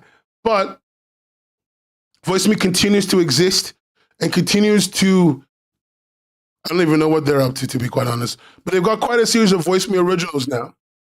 What I can say I know is this. Smack Jeeves. Yeah, we all remember Smack Jeeves when they got acquired by the Asian company, got shut down. I've spoken to the creator of Smack Jeeves recently. I think he's thinking about comic platforms again. But I don't know what that's going. I think we just chatted about it a little bit. But I don't know if that means anything. I chat about comic platforms all the time, though. So, VoiceMe's always had originals. They've always had one. It's a program that I have seen contracts for. And can I tell you guys something, to be very real with you? It don't pay good. It pays less than good. They do. They work with, they don't do NFTs, but VoiceMe, they don't do NFTs on their platform that I've seen. VoiceMe does work with NFTs. They do work with crypto. Their CEO is running other ventures that they keep pretending aren't associated with the company, but are less than Webtoon. Yeah, definitively less than Webtoon. And some of these comics that they have up here are canceled. So I wouldn't put too much stock in that being up here. VoiceMe is a weird company because they basically seem to just want money at all costs. Their focus is, couldn't tell you what it is. They're running a contest right now called Join the League, a 25K prize pool, running until May. Heard virtually nothing about it. People are clearly entering, but I've heard virtually nothing about it from them. And they got millions and millions and millions of dollars of investment, basically by redoing their seed fund. Okay, so I had to talk to a CEO about this to understand this. But VoiceMe has redone their seed funding multiple times. What that means is this. There's two types of funding: seed funding, Series A. There's a couple of types, but the main thing that matters is there's levels, right? And you want to go through your seed funding to your Series A to your Series B. Your Series A indicates that's roughly, these are not guaranteed things, but they indicate that the company's business model is making money and you are, at the very least, breaking even, right? Or at least like you could break even soon enough. The business model is working. It just needs time. A seed funding is basically venture funding. Seed funding, venture funding is like, let's see if this business model could make money. There's no guarantee that it's gonna. It may never work. It may fail catastrophically. Let's see if it's gonna make money. VoiceMe has redone their seed funding, as far as I can tell, multiple times. It's not like inherently bad or anything, but it just means that not much is. Their focus is they keep changing focus for whatever reason. I don't know. It's not going to affect them on the outside, but internally they're changing the focus of the way they make money. I'm sure there's some reason for it, to make more cash, to be able to drive towards a certain goal.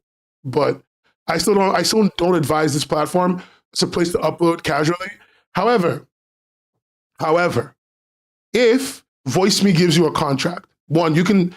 I just want to say something first. You can send me a contract if you want to. If you DM me at any time and you're like, hey, I got this contract and I just want someone to read it and compare it for me with other contracts, you can DM me at any time and I will look at that. I will look at it, I'll talk to you about it. And it will be completely NDA, just you and me, off record, complete, full rep. People have done that before. I'm not opposed to doing that and talking to you about it and letting you know how it compares to other people's contracts I've seen. I will say this, if VoiceMe offers you a contract, these are the two things I'm going to tell you to do. VoiceMe operates with an internal assistant, like menagerie, essentially. A bunch of people internally that do assistant work on your content for you, right? Those people aren't great. Not because they're bad artists or anything, but because they're overworked. They work on your IP and multiple. So if you do end up working with VoiceMe, I will recommend to you that you, one, ask to not have assistants from them. Tell them you do all the work yourself. You deal with all of that on your own, and you will still hit your deadlines. And in return, they should up your pay for that. Do that, ask for that. And two, I recommend taking the money if you've got nothing else going on. Because I think you should not be exploited by anybody. Webtoon still has the best originals contract, but that's just because they have the most money. If we're talking like relative to the amount of money, there's only really 2 people doing originals for real right now. Like only 2 companies are doing for real originals right now. That's Webtoon and VoiceMe. I'm going to be honest with you, I don't think you should be aiming for an originals contract. I think you should be aiming for a platform that has enough features so you can start marketing to an audience. I need to get someone I know who's really good at marketing. I need to talk to them about marketing and comics and where you might market your comics and stuff like that. Because it's something that we should probably talk about. But Webtoon, just by virtue of having more money. VoiceMe still, though, rest in pepperoni. The website still looks like ass.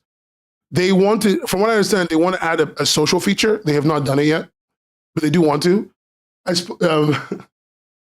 And so, guys, just don't be here. If they give you money, take the money. But if they don't give you money, oh my God, is he what? This is my friend's comic. Wow, he's really winning. He's winning. He's winning it. He's winning. He's winning the little the verses. Strange. I would just not recommend working with them. If you want to work with them, though, please do. Like, just make sure you say the things I said earlier. Make some extra cash. Viz is always looking for originals. Viz is always looking for originals right now. Viz is great right now. I think they're really there. If anyone's really pushing it right now for creators that have a high level of skill and just need a place to kind of grow, it's Viz. But Viz is not for everyone. Viz is not for real amateurs. Viz is not for people with poor production practices. You need to get way better to start going over there. The Tapas forums didn't go downhill. People just stopped using it. Viz is traditional, but they do have web, I think. Outcomes will know more about this than I do, but I believe Viz does web publishing too. I don't know. Oh yeah, and Tokyo Pop's been picking themselves up. Yes. Those in the one-shot program work with Hisashi. One-shot does well, it'll get serialized. Cool. They have an originals program and a one-shot program. Cool.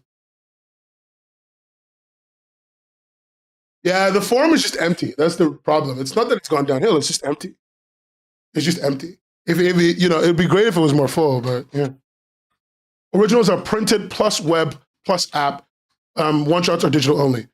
Do you need an agent to approach Tokyo Pop? That's what they tell me. I've heard people approach them without an agent, but I think those people know people at Tokyo Pop. So it is very much a who you know kind of thing, right? But I wouldn't say that it's bad to you might need an agent. You might need an agent. I don't know. I don't talk to Tokyo Pop at all. Their Discord is hell. I don't like their Discord. I really don't. I mean, to an extent, but you can get an agent by pitching. It's not. Discord is not the same as forums. Please, begging and pleading, Kiki on Kiki on their knees. Yeah, no, I know. They mean, but like, I think Kiki knows, but Kiki's just like, no, that doesn't count. Yeah, our Crumbs did get a published one shot. They know stuff. I think it's always good if you want to talk about Viz, ask our Crumbs. I think it's always worth it. Maybe Tokyo Pop stuff too. I think our Crumbs knows a lot more about that stuff than most people would do. Has great information. Let's talk about global comics. I think this is a great time to get to the last of the starter boys that I need to get to. So, Global Comics had a big UI revamp, and it's actually pretty nice. I like the look. Unironically, I do. Someone who worked there, I did see some of this internally, so I knew this was coming. But the UI revamp looks lovely. It's missing some of the stuff I expected that was going to be ready, but that's not a bad thing. I've noticed as well that Global Comics has changed the way they organize their content with tunes and focusing on their big publishers. And I think this is the thing that really it brought to my mind. Global Comics is not hyperfixation, but stronger focus on publishers has put them in a position, in my opinion, that makes them just a less viable place for creators overall. And I don't mean that in like an evil, mean way, like, oh, they're terrible and like you shouldn't upload here. But if Namikomi is creator focused, they are not. Hold on, is this name Come Girl? Is this comic called Come Girl? Wait a second. Chat, wait a second. I might need to change my opinion. Come Girl has entered the scene. Oh, Cam Girl. Okay. I was like, what the fuck? Don't act like I'm the problem. That was on the screen. It was not me. It's like, it's called Come Girl. I have done nothing wrong. Fine. No, I read it as a U. I thought it was a U. I thought it was a U. I thought it was. You know what? Fine. Fuck it. Hello, chat. I've made a serious and continuous lapse in my judgment. I apologize for what I have done and what I have failed to do. I promise to bring this to make this better, and I this will never happen again. Anyway, here's Wonderwall. My ukulele's out of tune. I picked the one out of tune. Wait, one second.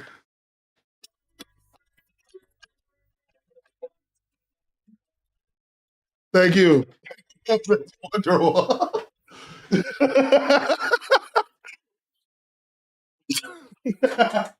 Chat incredibly upset with me because I said. Okay, so this is this is Webtoon's like big Global Comics' big promo section. Yeah, the thing is, the mic will never pick it up because this dynamic microphone is not made to pick it up unless the instrument's like right up against it, and I don't want to do that. So we're just never going to hear it properly. And what I should do is hook it up with the cable, but I haven't had time. I haven't had time to think about it. So let's talk about like Global Comics' promotional banner.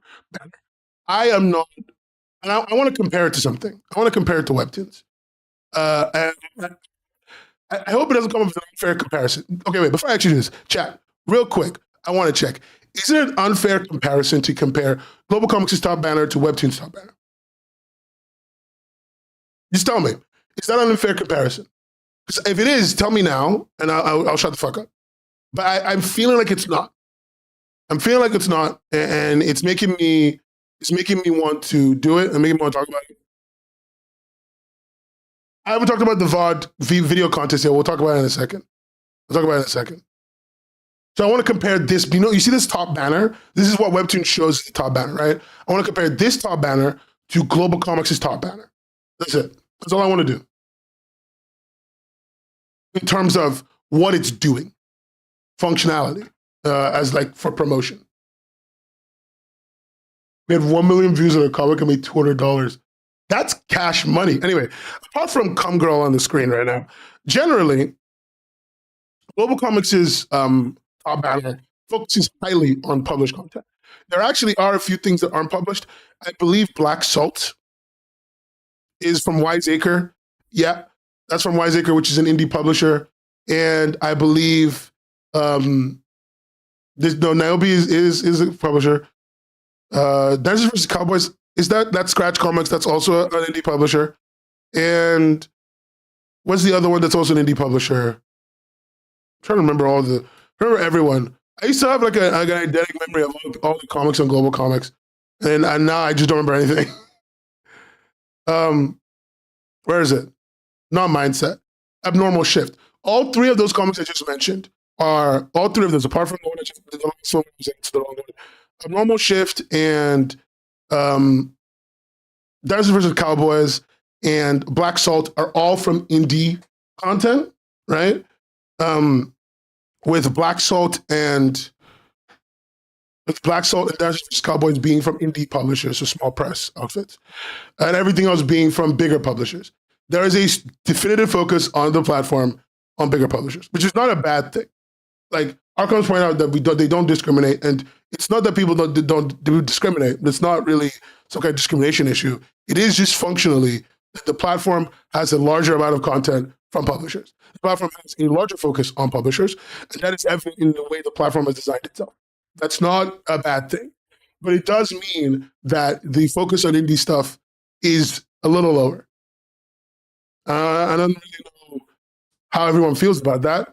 I personally just look at Global Comics as a place to go to if I don't know, if I'm like trying to get a print version of my comic, or if I just want to, if I'm uploading, if this is blurbs, the descriptions of some comics, is that what you're talking about? That's fair. The synopses, yeah, the descriptions. That's totally fair. Someone who's already worked there, there's only so much I can say. There's only so much I can say about the platform. They don't have originals. I'm going to be honest. No, they don't really have originals. They have. I wouldn't call them originals. is the best way to put it. They have an original system program. Most of it is reformatted, um, reformatted, um, already existing printed comics. They've been reformatted to vertical scroll. That's what they have as in their originals program. And I believe the Hi Studios comic with Valky Ray is also going to be here as an original, but that's it. They don't really have like original IP content. Like, you just don't. Is their site better for centrally allocated comics? If you're a traditional comics reader, you're looking for people who have the traditional comics feel, looking for creators who are in that same like sphere of product, in that same sphere of like type of content, especially American traditional. I think Global Comics is a great place to go. If you make something in that general sphere of content, I think it's a great place to go. If you make relatively adult content, more, Arkham said it there. If you make more adult content, more mature content, Global Comics is a great place to go. It's going to protect you in all the ways that it can, a platform like this can, right? And that's great. But that's it. I can't say anything. There's not much else I can say. Global Comics generally is not a platform that I'm recommending to most creators who create very highly specific content that doesn't fit in like the general feel of the American comic book style content. What sorts of things would help Global Comics be more creator focused? I mean, you, you know what I think of this, but I think generally to make Global Comics more creator focused, it's an originals program, like a real one with original IP, or a focus or Webtoon has a Canvas team whose entire job is going to Canvas, getting Canvas comics and promoting them, not only on social media, which Global Comics does do a lot of, by the way. Which Global Comics does do a lot of, but also, getting those visually seen by people higher up the chain who might want to produce them into original comics series. The originals, the Canvas team at Webtoon does a lot of 1,000,001 tasks. They even handle like talking to people to get you promo, talking to creators to help them maybe get into the merch program that Webtoon's got going on. Like it is a majority. There's a large amount of work that the Canvas team does, and Global Comics is a small company. It's not going to compete on that level. I'm sure Chat may have some other ideas on this topic, but right now, in an industry that is lacking like a lot of solid points for people to grasp to, a lot of places for people to decide to look upon as like, oh, this is where I want to be for the rest of my time on the internet. This is my home. This is my home location. In an environment like that, some kind of indie focus, that maybe an indie week, something like that. Because fundamentally, I opened the website, and this is the thing. I'm a big Batman Beyond fan. I want to open with that because I think it's important to say. I'm a huge Batman Beyond fan. So seeing Batman Beyond the banner is great. I didn't even know this was on the platform until I saw that. Seeing Static Shock is always great. Never a problem seeing any of those things. This is funny. This is hilarious. And that's no one's fault. That's just funny. But like, all of these comics make so much money. So Django, from what I've seen on socials, some publishers link to Global, some don't. I don't know how that system works. Like I'm saying that's a very purposeful line I'm putting down. I don't know how that system works.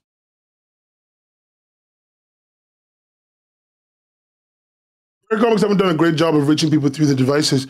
And it's not really American Comics' fault, right? Like it's a combination of like major American publishers just They found one or two IPs that work. They're like that. You know, like when a YouTuber starts opening every video the same way, or like a TikTok person does that, because it's the way that it algorithmically gets clicks.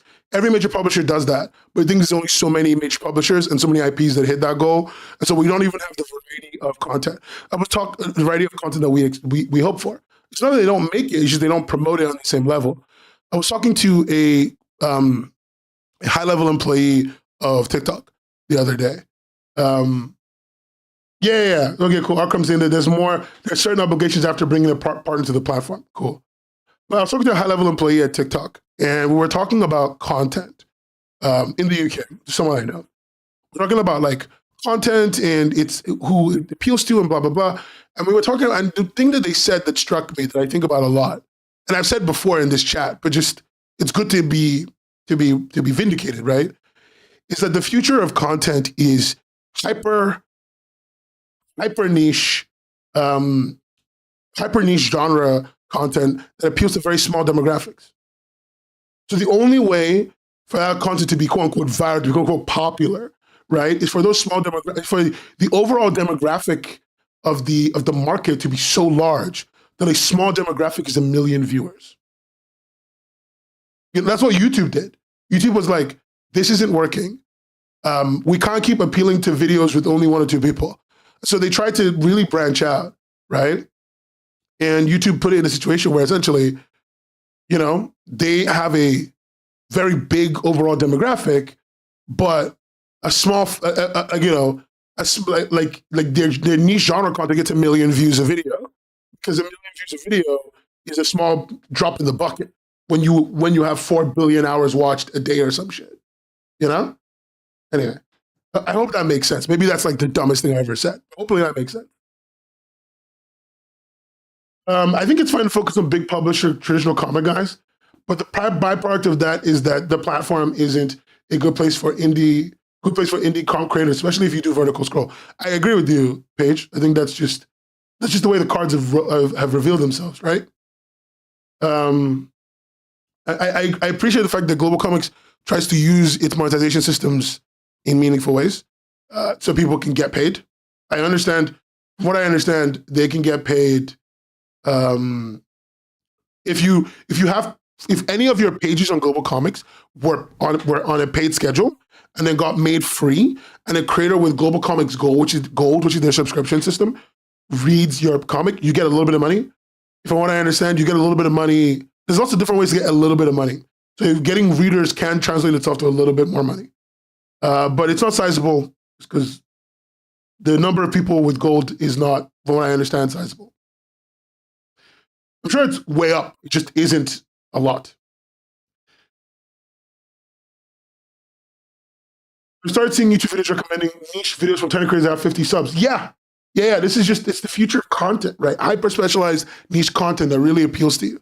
That's just the way content is going. Let me see something that he's saying. Oh, Skiko disagrees with me. Oh, guys, we got a disagreement. Let's go. I want to read this. Hold on. Shut the fuck up, everyone. Stop joking. Don't shut up. Keep talking. I can disagree. The brick and mortar stores really choked a couple of generations of readers from reaching their IPs. They're like at distribution streams in the 10 to 20,000s. Oh, okay. I see what you're saying, Skiko. But I have like a response, right, to that. I understand the brick and mortar stores definitely reduced the reach of comics, right? Just by the virtue of you have to go to this one place to get it. Otherwise, you can't access it. And that was for a really long time. Traditional did not adopt digital for a long ass time. DC was one of the earliest digital adopters in terms of taking it seriously. And even they kind of bailed out as soon as they could with Zuda. And so I'm sitting here like, I understand what you're saying. But I have like a question, I guess, following that. Not even an argument, question. Brick and mortar is choking it so much. Why was it growing up? When I was going to school, right? I was the weird kid still reading Batman, Superman comics, which, as you said, was because those things, like they're popular IPs where comics were getting choked out. But Archies were making bank. At the time when I was growing up, the cool kids read Archies. They had Betty and Veronica's. And Archie's and Betty and Veronica's were being sold in regular stores and also in comic book stores. And like here in the UK, you could buy one or two major comic book series in regular corner stores. So it wasn't like so alien to me, right? To see them. I didn't have to go to a regular comic book store. And into the digital age, that has not changed much. But like, how do I put this? Even into the digital age, when Marvel and DC put these digital comics online, make them more accessible, readers are not flocking to these IPs, even the ones that are more niche. They're instead flocking to, even regardless of whether they're free or not, they're flocking to Betty and Veronica style stuff that is light, easy to read, or even if it's heavy, it's got like such a level of quality and such a certain relationship with the creators. Like basically, they're looking for something that provides them that light, easy reading of the Archies, of the Betty and Veronicas, or even the deep, heavy reading of like Judge Dredd. This is what I grew up with, so I can only talk about what I know, right? They're looking for that with the addition of there's a person behind it that I know, that I can learn to know. They're looking for the parasocial relationship of an influencer on top of all that shit. Like, yeah, I think fundamentally the problem wasn't the bookstores. The problem was that like original comics didn't want to market IPs on like niche genre IPs on the merits of the creators that made them, or just to the people who would only read those things because it just didn't make enough money quickly enough, right? They focused on their big IPs so much. They didn't even focus, and now we're in an age where, you know, even with access to these IPs, the niche ones and the big ones, readers aren't running to either of those two things. They're instead running to even more niche, even less professionally produced content. And something about that doesn't like tie itself together in my mind. Something about that like relationship readers have with their books, right? It ties itself together in my mind when we talk about how like, when you mention something like how the comic book stores choked out audiences from discovering more comics because you had to go to a place to get it. Like, I don't know. That's something that doesn't tie itself to me. Especially because I'm thinking about me as a kid. I was reading fucking weird niche shit. I was going on the internet looking shit up that I could barely, in weird corners of the internet, back before search engines were good. Like, it wasn't the effort. It couldn't have been the effort because I was putting in a lot of effort to read comics as a kid. Like, a lot of effort. And I don't know. I don't agree with this argument. Like, there's no angle I'm seeing where that's a big enough reason. Anyway, I'm sorry. I literally just talked you guys through a thought. I apologize. You went into my head for a second there. It must have been miserable. My apologies. I will not change anything. Yeah, Simpsons, Futurama, and Beano from the corner store. Me too. But like I've said this before on stream, but one of my favorite comics. Then they just feed those men left behind. One of my favorite comics is actually my favorite comic ever of all time.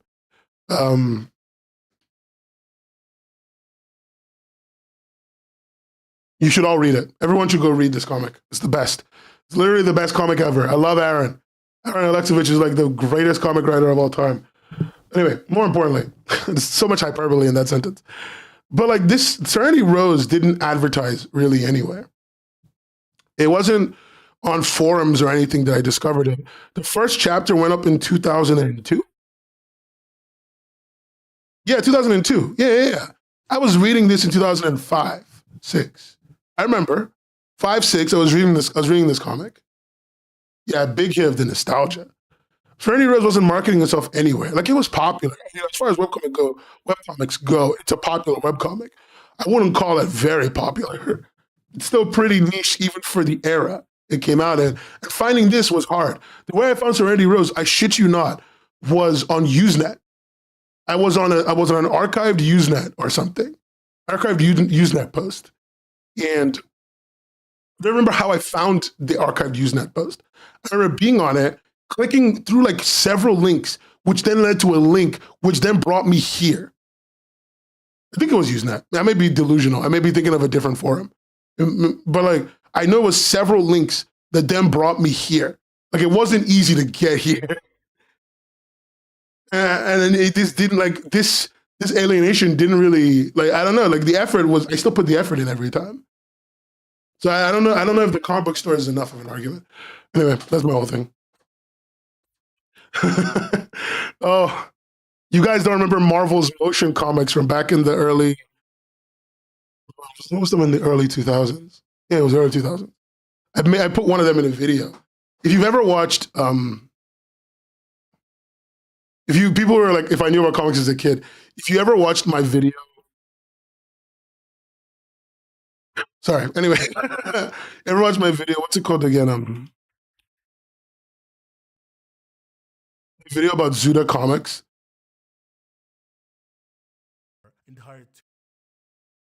Where is it? I'm looking for the Marvel. Marvel made these. Oh, there it is. Here, in like the early 2000s, Marvel was making these with their IPs. Creepy motion. I know. The doors won't open. Gurney, but I figured your arms would collapse it. We use this for moving heavy lab equipment around. That's okay. I am heavy lab equipment. Anyway, yeah, that's what they were spending money on.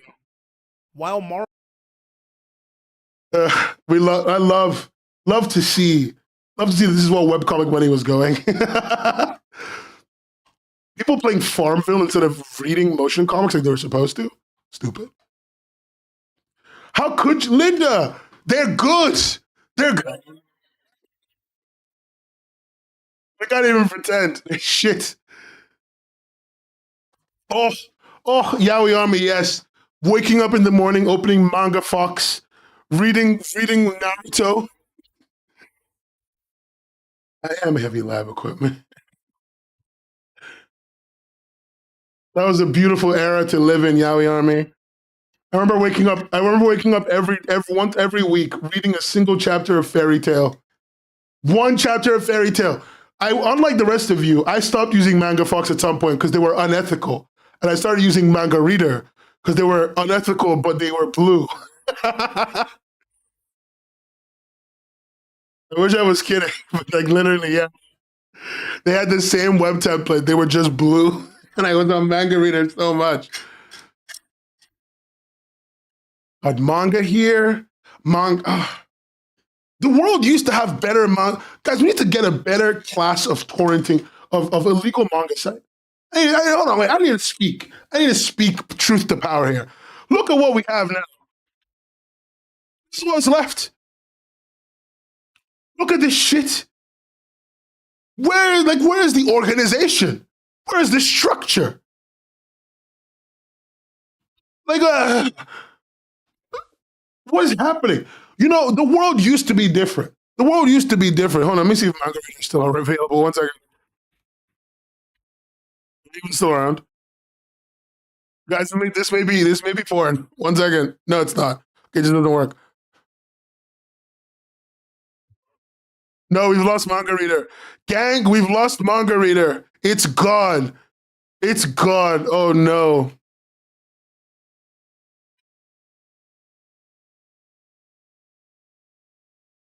I'm so distraught, so sad. F. You can tell when the website's ingrained in your brain because you're like, I know mangareader.net off the back of my hand. I'm gonna get what's gonna.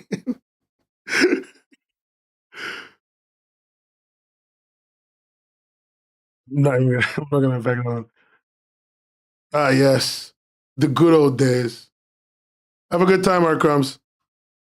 You knew you made it when you made it to Manga Fox. Listen, Kings, I knew the way I knew the best comic was on Manga Reader. I felt the same way about Pixel B. What's Pixel B? Where are you people going?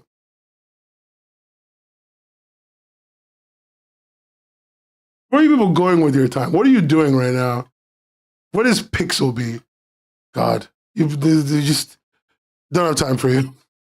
I'm in it for a better class of A dress up? Okay. Oh my god, that's so dumb. I was on every manga piracy site ever.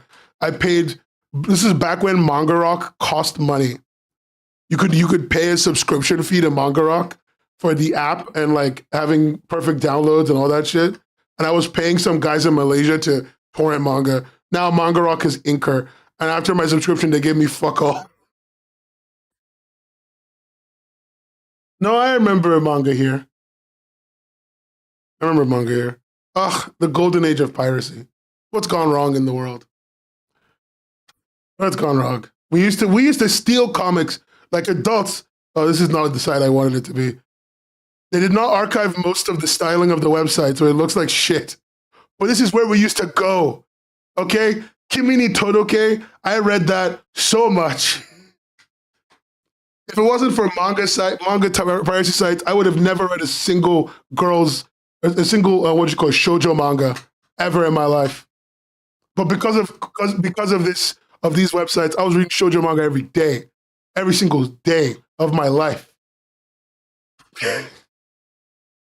Kimi ni Todoke for forever, man. My single favorite thing. God, they really didn't archive any of the styling, did they? This is what it used to be. Look at the most popular manga, guys. All the One Piece fans, remember this. You sucked. You sucked. Back in the day, you weren't shit. It was Naruto, Bleach, then One Piece. Then Kiss X Sis, which is horrible and sad and depressing to know that it's up there. Mega Tokyo is still going on. Crazy. Imagine reading a wonderful shoujo manga like Karekano and ending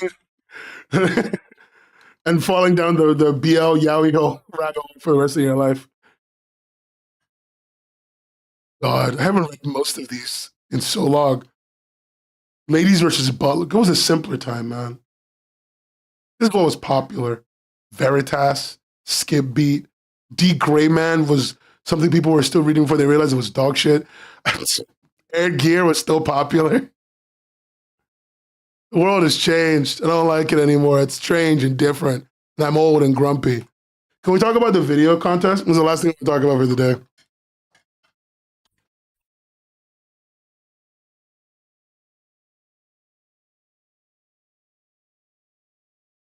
I slandered D. Gray Man. Take me to jail if you must. Remember I thought Manga Fox forums felt so fun and have deep discussions. Came back years later, the forum seems so shit because people only wrote one sentence. Anyway, so let's see. A couple basic things. Webtoon video contest. Am I entering it? Maybe. It depends. We'll see. It's basically a way of getting free promo. They want you to make viral content for them. You can feature any of the selected original series in their content. There's like a few. The only good thing is that they got me right because I'm making a Windbreaker video anyway. But I might or might not enter. I'm not going to enter on purpose, at least. It's not going to be a big focus of mine. The contest is not important to me right now. I'm busy doing other projects. But yeah, it is just a video contest to get free promo. And they're giving out the money, and they've made it clear that they're just looking for as much promotion as they can. Mafia Nanny's got such a chokehold on them. It's the main ad that they're running on YouTube that I've seen. It's Mafia Nanny.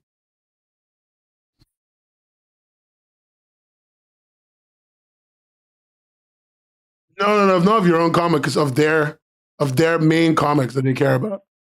The grand prize is 30 grand. And then a lot of people are just gonna win coins. It's a good payout, but I don't know if they want you to work for them after that, which, yeah, you have to submit it before April. So that's gonna be fun. And like a big part of what you're gonna be judged on, from what I understand, I looked at the rules for like a minute. I didn't really look too deep. But what they judge you on is, let's see. There's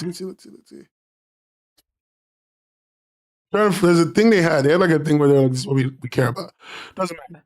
What they judge you on, however, is essentially not just your success, but also like how well that video does for that comic. And I don't think you can enter more than once, as far as I can tell. You might be able to, but I haven't looked. Of course, it has to be English, but all their stuff has to be English. So if you make a video in French or any other language, I don't know, and like Game End or whatever, like you're not gonna make any money from this. They just aren't giving you money. It's once per category. Yeah, that's what it is. That's what it is. And there's two categories. I love the two categories because there's one category is like VFX animation, original like music videos and stuff. One category is explainer videos. And blind reactions. I've seen so many blind reactions. I've watched so many. They're all bad. And they have like wildcard content that doesn't fit into the other two, into the above category. People make music videos of webcomics. They make like original music videos. They get songs and then they make music videos, or they even make original music and music videos for a comic. How much could you explain in 60 seconds? Kind of a lot. Like I trialed out making this kind of content. If you've never watched my shorts, good for you. They want free advertisement. Well, for sure, free advertisement. Oh, how much music could you make from scratch for 60 seconds? I mean, you could make a lot. 60 seconds is a lot of time to explain something. Like this is my Gosu video. 60. Gosu was at one point. This is why I was losing my voice. I had recorded this video. I was losing it, man. Despite some circles seeing webcomics and Yeah, I've made so many of these. I don't like any of them, but there's much to learn. 60 seconds is a lot of time. It's a lot. YouTube does 3 minutes now, so people actually are making 3-minute videos on YouTube. Get that bread. It's weird. None of my explainer videos are under. Only one is under a minute. And I'm looking forward to not doing this much work again. The video project is just for free promo. There's nothing wrong with it inherently. If you want to enter. I don't think it's bad. I don't think it's interesting. Especially because it's not a focus of mine. I think I've gotten 2 DMs asking me to join. Not the one person. People asking me to join. So that would be interesting. Yeah, it does, before April. So you have to enter before April. I think it's April 14th or something like that. Yeah, April 14th at 11:59 p.m. It's not bad. It's just, they're not just judging you on the video being good. They're judging you. You have to have the Webtoon logo in it. You have to have the Webtoon name. You need to make sure that, you need to make sure it's about the originals and they've put it up there. It's got to be a vertical video. It's got to be under a minute. You can't swear. You can't be vulgar. You can't do any of that. And you cannot use AI, which, whatever, that doesn't matter. You got to tag it and stuff. It's got to be purposeful. And you're going to probably be making a few of them so you can get the right kind of viewership for you to send it to them. Oh, I know how much they hire video editors for, and it's much more than what they're going to pay here. But it's overall much less money than how much marketing promo this is going to produce for them.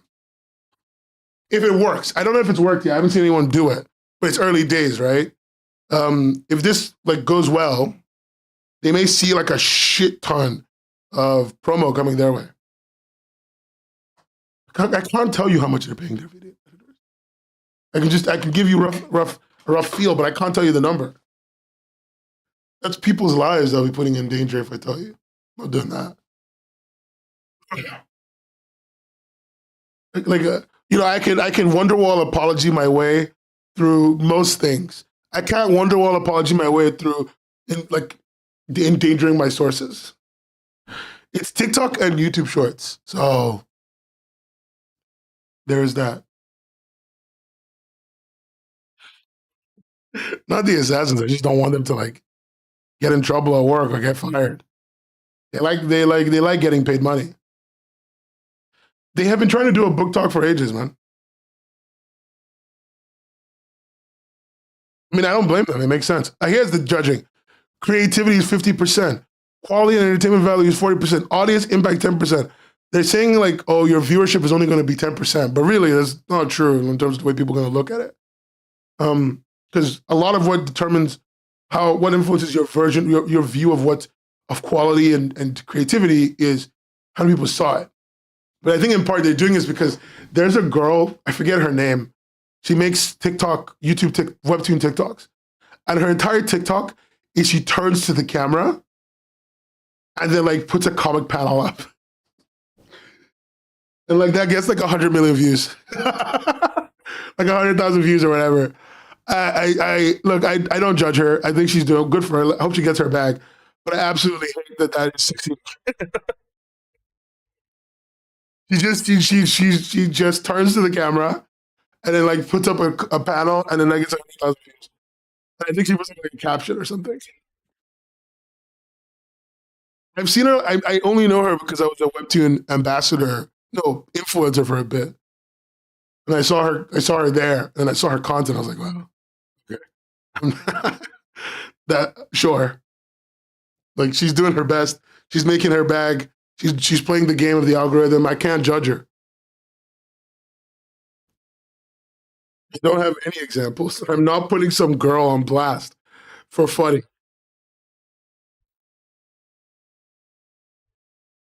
Oh yeah, the people with the meme pic and and like just looking at you while the meme is in front of them. Yeah.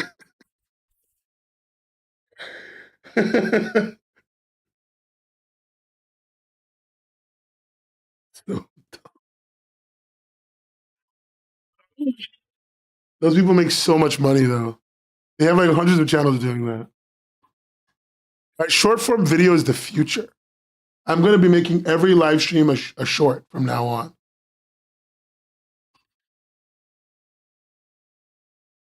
I've been harassed. I remember a friend of the show, Tyler, made a video because School Bus Graveyard was getting advertised way too much. And so Rosie Bird TV, Tyler, she finally made a video called finally reading School Bus Graveyard. She finally made it over 2 videos. Good for her, honestly. Good for her. This is a great like 20 minutes. Like, a great video. We love Tyler. The phone keeps going off. I'm like, what's happening? Oh, it's nothing. My phone is just going off. It's going off because it keeps connecting and disconnecting from my smartwatch. That's it. That's all that's happening. Anyway, that's everything. So now you can ask me whatever you want. We can talk about whatever makes you happy. Because I got a little bit of time. And then I'm going to go continue eating because I actually had to stop eating to stream for you guys. That's how much I love you. That's how much I love you, dog.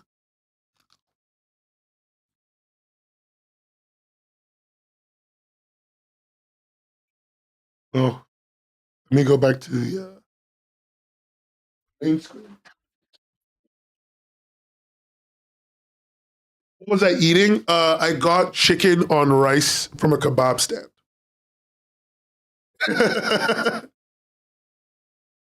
Webtoon creator payment drama from a year ago. It was bullshit. You should watch watch this video. This is like all the update you need. I'm gonna be real with you.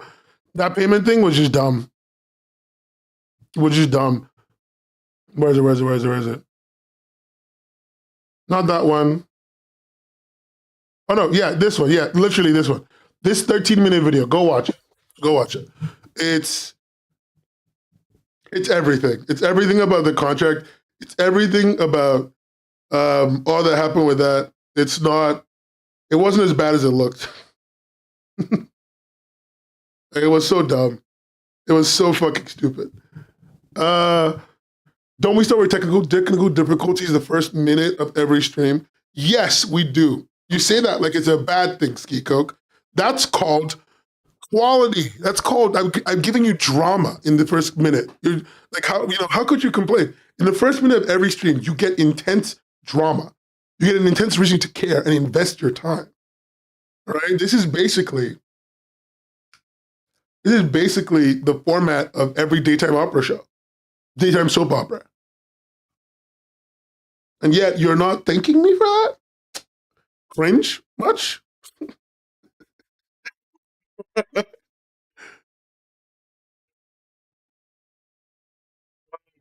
And oh, just remembered something. I don't know if I can show you guys this. Okay, whatever. I can just talk about it. Wait, that wasn't live EastEnders? No, that's bullshit. I refuse to believe that. Oh, guys, I recently got access to the document that you. Oh, wait, I know about the house blow up. I heard about this. I didn't know it was live though.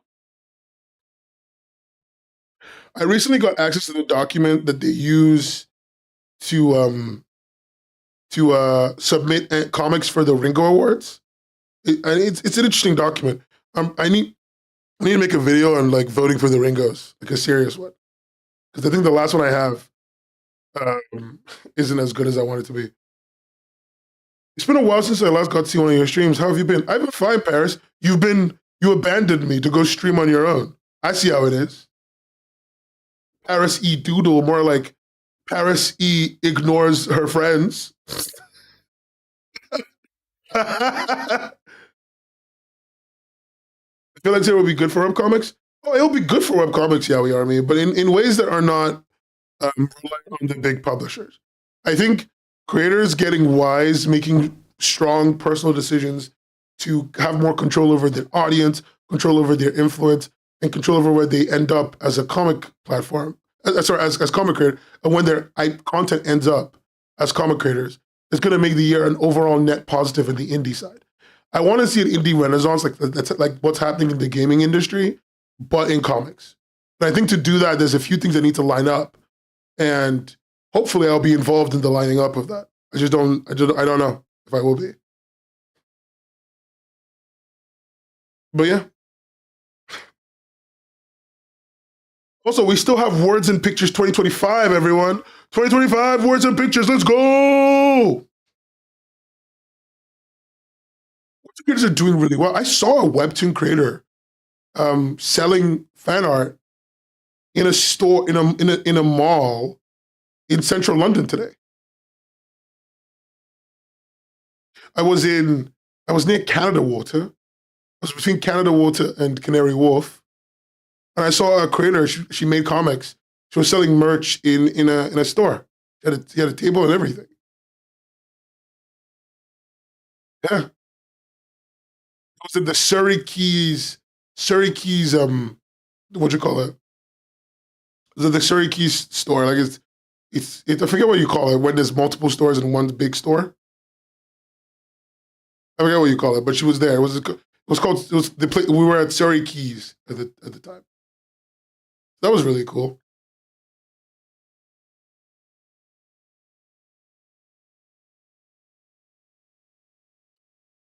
Surrey Keys is spelled with Quays, by the way.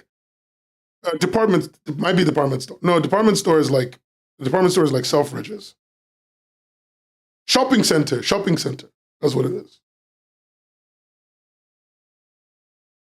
Weird Al and William Shatner is a fucking crazy combination. But no, I'm. If anyone's asking, I think someone asked how I was doing. I'm mostly okay. I'm just sick. I've been sick for a month. Nothing's really gonna change. And my voice has been like in and out, in and out like the burger. Man, I need to quit.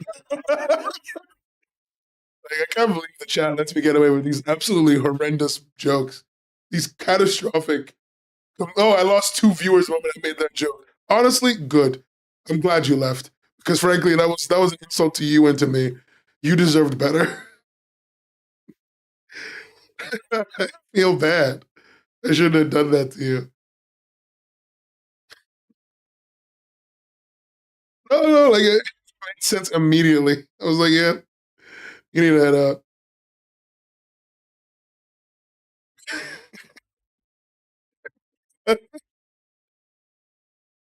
Remember to like and subscribe, everyone. If no one's got questions for me, not sure if this is new, but Webtoons are flagging episodes with Patreon advertisement on comics where it has an NSFW content. Yeah. No. Like Webtoon generally is not happy with the NSFW content on their platform. They're trying to, like, it just isn't good for, it just isn't really good for them right now. Because they don't, like, they basically don't want to be in the middle of a social issue where, I don't know, where the comics link to porn and then it gets on the news or some shit. They don't want to deal with that shit. So they don't want you telling people that's why they should go to your picture. Like if you have porn on there and people know, that's not their fault. But if you tell people go there, that's where the porn is. Ain't it, King? Or no, I can't call it porn because I need to call it, like sometimes it's porn.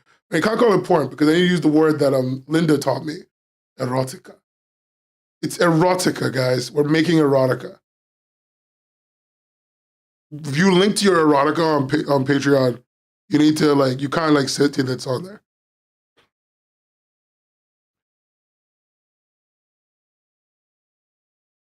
Erotica is way better. It's so artsy. Guys, I don't make porn. Not all is erotica. I love that that's the response you gave me, Lynn. Stefan, you have a real one in your house, buddy.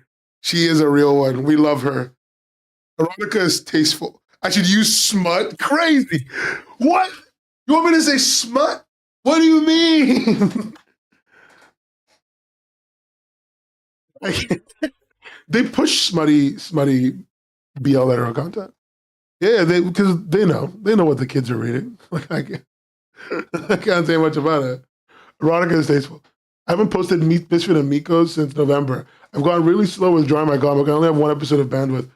I mean, that's okay. I mean, Paris, you know what? Paris, I need some help. In fact, you know what? Fuck it. Chat, I need your help. I just remembered that I needed help because I needed to work on this ages ago. But again, I've been sick for a month. Anyway, I need your help, chat. Everyone who makes comics, which is all of you, I need your help. I am trying to do something really stupid, which is common. You guys know me. I'm very dumb. I'm trying to do 12 drawing streams this year. Only 12. Anywhere between 1 and 4 hours each, although times may vary. But here's the deal of my 12 drawing streams. Over the course of 12 drawing streams, I want to write and plan and character design and make a comic. And I need people to volunteer as teachers to teach me one aspect of comic making. Just on stream, teach me how to do one aspect of comic making. Doesn't have to be every aspect, just one. So if you can teach me about character design and you can teach me about paneling, but I'm going to do all of it with my own 2 hands. And then by the end of 12 streams, about 12 to 24 hours, I don't care if you're a little guy. I don't care if you're the most experienced. I don't care if you're a good teacher. I care if you can help me, okay? I basically just want to do this to prove to myself, because I'm crazy, that it is that easy, and also to everyone else, that it is that easy to become a comic creator. I need somebody to teach me character design. I need someone to teach me paneling. I need someone to teach me on stream. There's 12 aspects. There's not 12 aspects. I just made 12. Teach me paneling, character design, and we're gonna work on the comic together. You're gonna teach me the concept. We're gonna do practice stuff together. We're gonna talk about it. You're gonna bring learning material, and together we're gonna make a stream. That's what it's gonna be, right? And we're gonna put it all together in the end. Lettering too. I mean, yeah, Paris, you are a good creator. I've told you this before. I don't know why you don't listen to me. Why do people not listen to me? Of course people said you're helpful. You're a good creator. Shut the fuck up. I have time for you. So yeah, it is going to be traditional page format. It is going to be a 2-page comic. It's going to be a 2-page comic. Now, you might be wondering, Nen, why do you need someone to teach you how to make a 2-page comic? You may not know how I know how bad I am at drawing. Hold on, wait 1 second. Guys, where is it? Where's my drawing stream where I literally draw on stream? Oh, yeah. I love how Yaoi Yami is fighting about $10. Look, hat and a monocle. This is my level of, this is my skill. Okay? This is my peak. This is one of my peak pieces of art. I made 2 pieces of art, 1 piece of art this stream. I tried to make 2. I couldn't just sustain. This is my coloring skill. Okay? So this is who you're going to be working with. Know this ahead of time. It's not going to be a cute little jaunt where you're working with like a relatively experienced person who you're going to be like making comic with. I'm a fucking, oh wait, you can't see, my bad. My mouse stopped working for some reason. Here, this is me. This is my level of skill. I need you to know this before you involve yourself in this. That my level of skill is really low. I still haven't. And I'm not trying. Okay, I want to be clear. I absolutely fucking hate drawing. That is CSP. I absolutely fucking hate drawing. Everyone on stream knows this. That's okay. I hate drawing. I hate making art. I don't want to draw. But I want to do this for the. This is about the principle. It's not about like whether or not I'm happy about it. It's about the principle of what it means for me to do it, right? I want it to be that if anyone is like, hey, I want to be like, if anyone's like, hey, I need to use AI to make a comic, I can point to this video and be like, no, you fucking don't. In 12 to 20 hours, you could be a competent comic creator, right? And people will love you more than if you are a comic creator with like powerful skills who doesn't have like a grind up. I'm sorry to say I hate drawing, by the way, but I've done it enough. I've proven to myself that I despise drawing. I really tried to love it. I tried so hard to love art, to love making art, and I just couldn't. I couldn't. I'm sorry. I'm so sorry to every artist. I just couldn't enjoy this fucking section.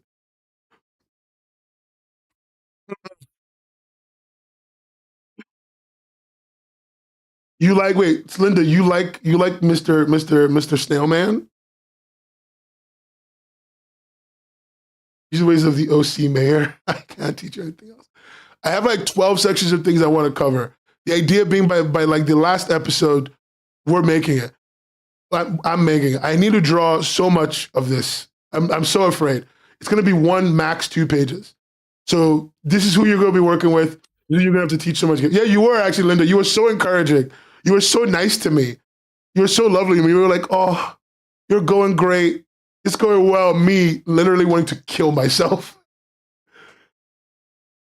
Me, I thought I was going to die. I was like, this is how it ends. This is how it ends. Not with a bang, but with me drawing this fucking snail and then dying. No, but I don't want to learn how to be a good artist. But I want to learn how to make a comic for, this is all, look, I want to be so clear about something, it's really clear. This is all ideological. None of this is like, oh, I want to learn this. It'll make me happy. This is all ideological, okay? This is all the art I made in 2024. In 2024, this is every piece of art I made, okay? This is the first drawing I did on stream. I did all of these on stream. This is the first drawing I did on stream. This is the second one. Maybe if I had a blorbo, I would understand, but I don't got a blorbo, guys. I don't got a blorbo, so you just got to let it go.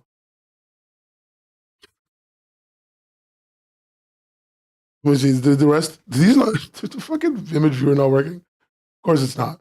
Great. And I did the second thing I drew on stream. He had a croissant. Mark Criley. I'm not gonna know. I refuse to keep drawing. I'm driven entirely by spite. Look, guys, this is my lighting. Look at that rendering. This is what they call me. They call me Leonardo da Vinci. Is that a Madoka drawing? I do not have a Madoka Magica drawing. Fuck off. Anyway. Oh, this is actually my favorite. This is the best work I've done. I was so proud of this. And then every couple of minutes, I look at what she drew. Look at how fucking beautiful that is. Look at this fucking ugly monstrosity.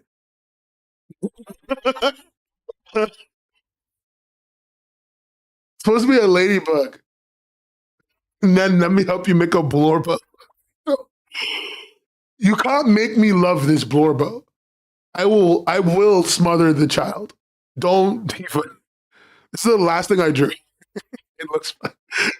Linda, these are only drawings a mother could love. It needs to be perfect. It needs to be perfect. It needs to be good. Not like any of them. I do love Spider-Man, but this is not my blorbo. He is not my blorbo either. You love them all. Cloudy, you're just saying that because I gave you a tablet. That's it. You're fucking bribed. You're bribed, bought, and caught. Nothing you say is legitimate.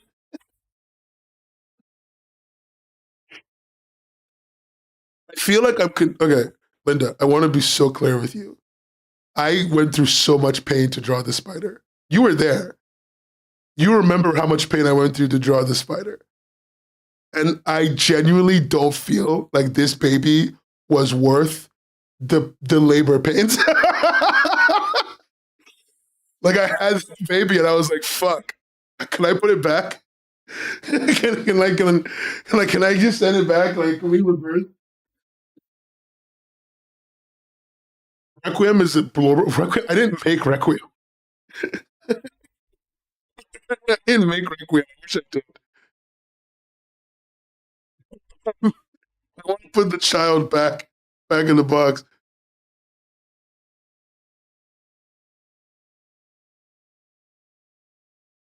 Draw a spider web. Fuck.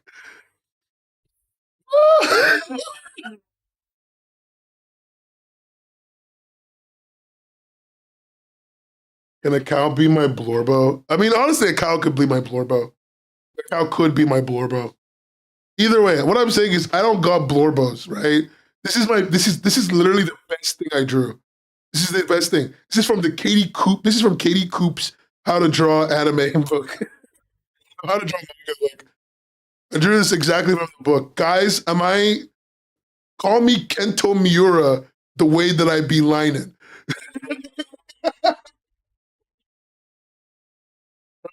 Can I teach you the way of the blorbo? Okay.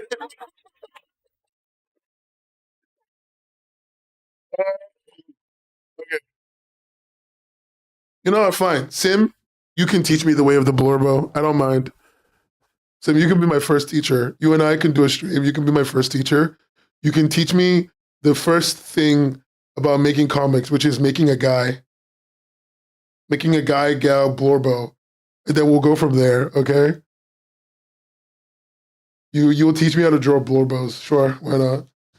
Then I can work with people on different parts of the project and we'll make something together. This will be a community project. By the end of this year, we'll have a community comic where I had to draw it. I don't care about any of them. I care about this guy the most. And I only care about him because I like Katie Coop, not because I like him. He's shit. Give it a home, fucking Jesus. None of this, look, I know all of you artists are driven by your care and attention to the things that you make. And I really respect and love that for you. Guys, the only thing I make that I care about is Webcomics Hub, right? That's the only thing I focus on and I make and I love. Everything else I will do because it is Webcomics Hub driven. I absolutely do not fucking like doing words and pictures. It is exhausting and time consuming and it takes so much time and effort. But it's good for the industry. It's good for Webcomics Hub. It works for the community. It adds so much value to all of us, right? So I do it. Like that's the way my brain works. That's why everything is tied to Webcomics Hub. If it wasn't tied to Webcomics Hub, I wouldn't do any of the work. I am unfortunately cursed.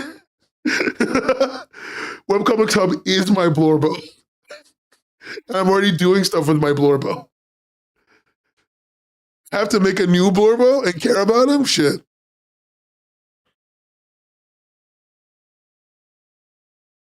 Oh, yeah, it's fucking hard as shit, right? But like, I think that's the reason why I want to do it, Linda. Like, your point is completely true. That's a major reason why I want to do it because I think a lot of people get in their head, I want to make comics. Right? A lot of people go, I want to make comics, I want to be a comic creator. And they don't understand how much work it is.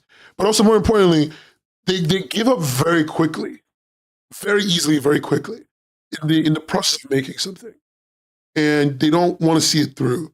And I think the reason I want to do this stream is because I want to prove that making webcomics is anyone can do it, even a fuckwit like me, right? A guy with no skills and no ability and no anything.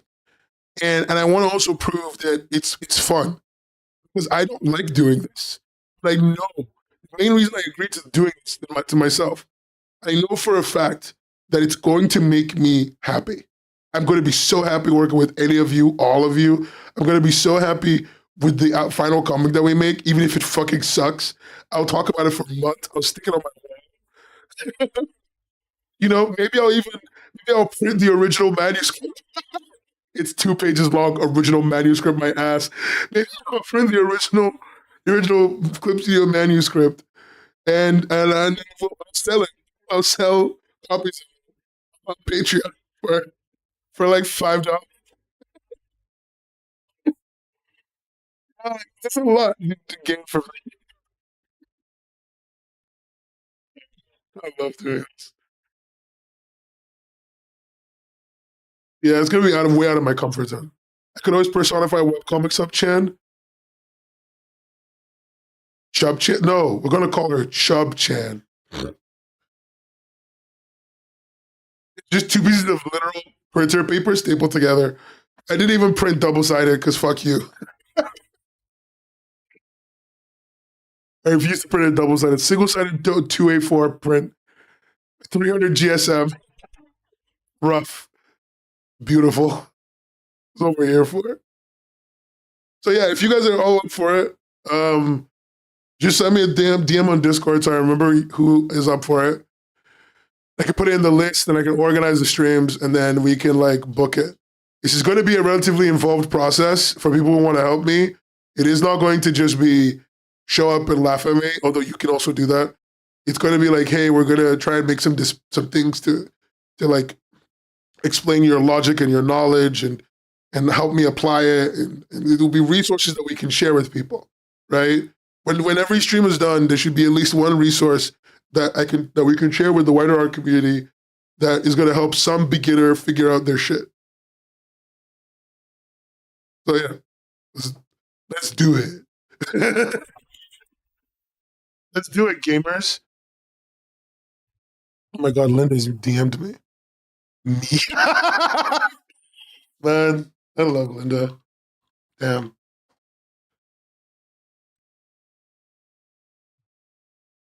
Such a beautiful day. Okay, Sim, you can teach me how to make a blorbo. Linda can teach me how to draw from scratch. But by the way, I will not be practicing any of the art outside of the stream. So the whole point is to prove that within the actual stream time, with no additional outside drawing time, it can all be done, which means I will not be practicing anything. It will be essentially like I've only been doing it on stream, I've been learning on stream, and I've been completing it on stream. It'll take so long. 2 pages. Teach me how to Dougie. Teach your mom how to Dougie. All right. That's everything. Jesus.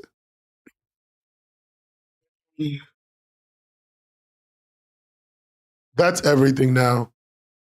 Black and white or color? You're asking. I mean, color. It should probably be color. It should probably be color just to prove a point. Wait, Linda. What if you like? Okay, wait, Linda. I have an idea. What if this is like fucking quantum leap, right? If you leap into my body, you think I could draw that? If you quantum leap into my body, would that make me like a fantastic artist? Think about it. You know, think about it. I only make terrible jokes. No, there's no requirement. It just has to be a comic. Dude, I can't draw. Linda, no!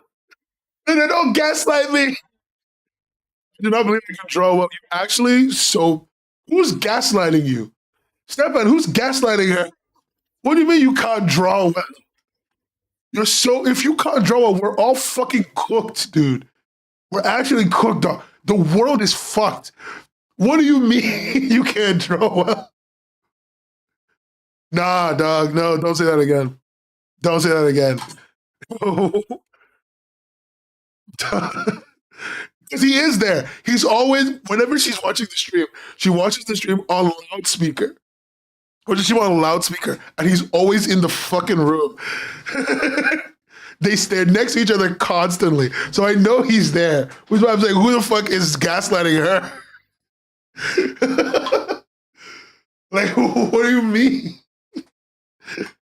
Once you create, it's Jover, imposter. The wise words of Linda, once you make a comic, it's Jover. Speak for yourself, Paige. I'm actually the single greatest juggler in all of Japan. I've never been to Japan. But I am the single greatest juggler in all of Japan. I can prove it. I'm the problem.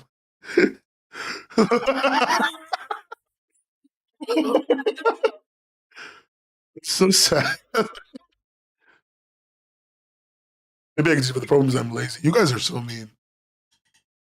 Y'all are so mean, so evil, so rude. It's true. Comics is a mistake. Where's that fucking, what's his name? Fuck. Not Miyamoto. Oh, it's Miyamoto. Not Miyamoto. Fuck. It's not Miyamoto. Miyazaki.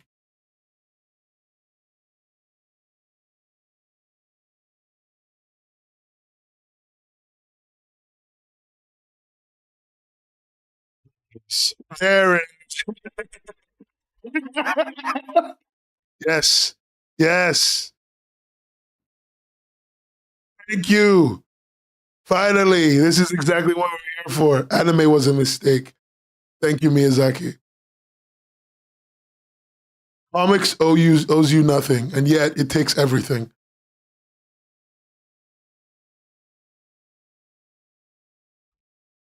Comics will break your heart. Comics already broke my heart twice. It's all right, Paige. You're leaving as the stream is ending, so you're good.